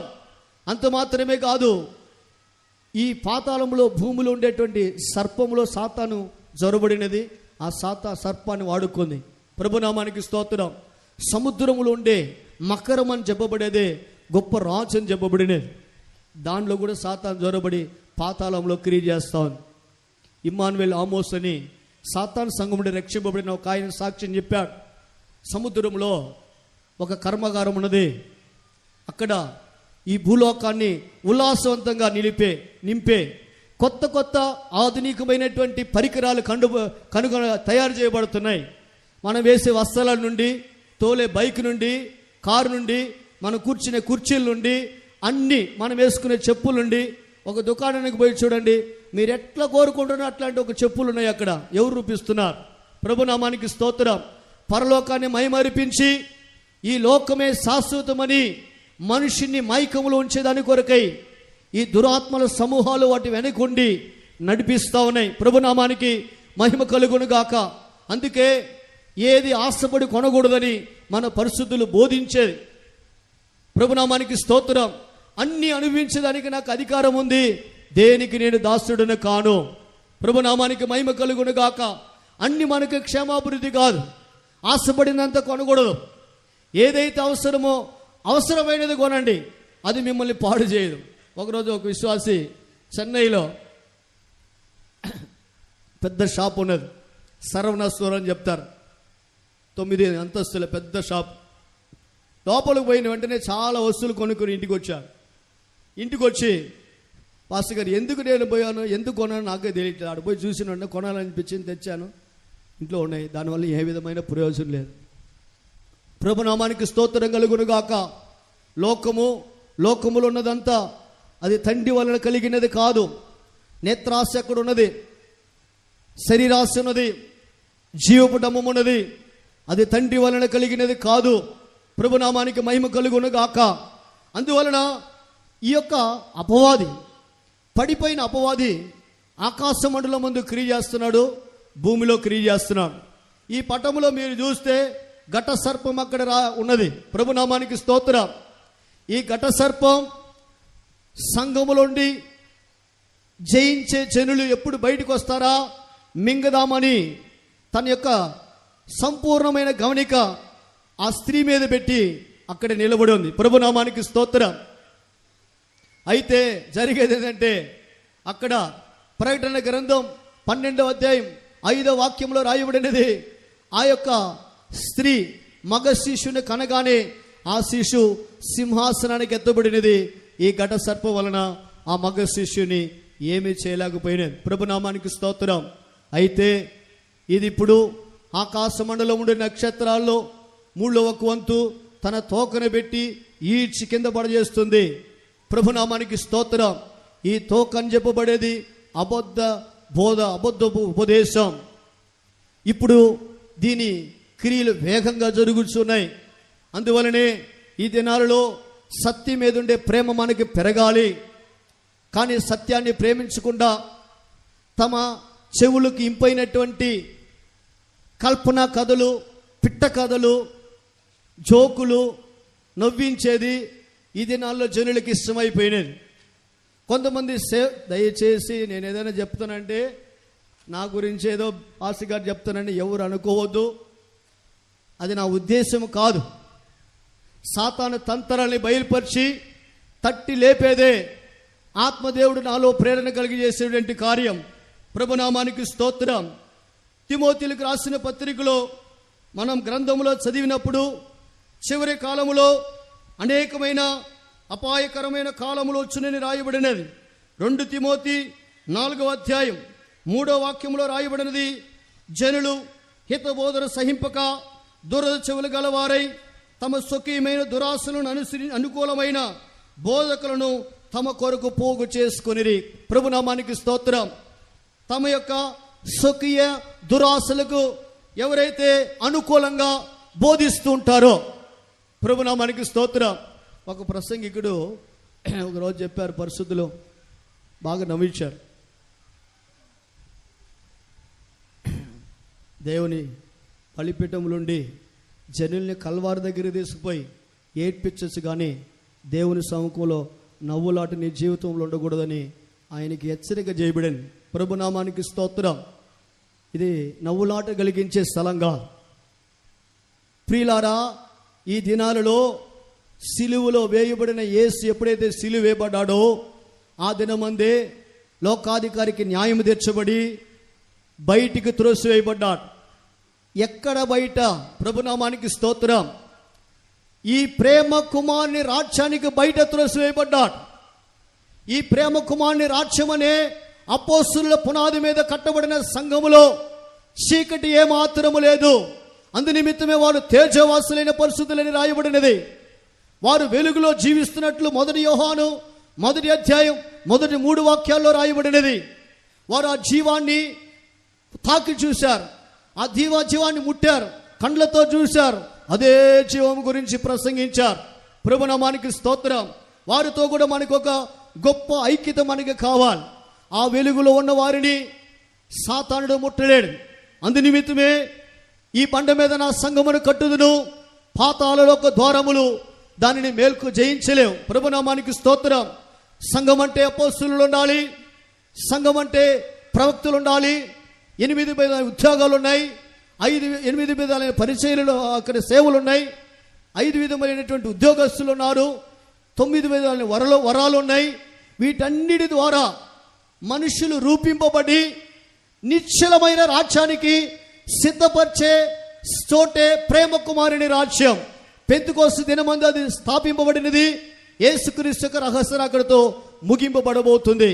మనం జీవించేది ప్రేమ కుమారుని రాజ్యములో. మనం గొప్ప ధనిలో. ప్రభునామానికి స్తోత్రం.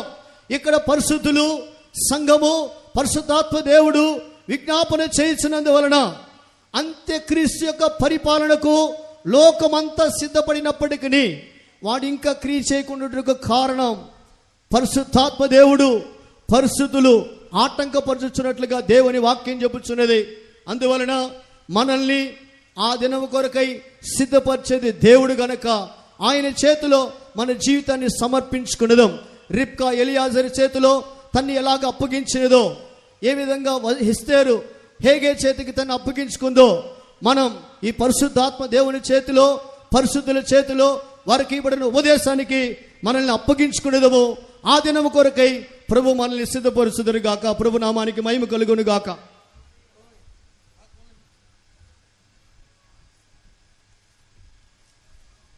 ప్రేమ కుమారుని రాజ్యమే సియోను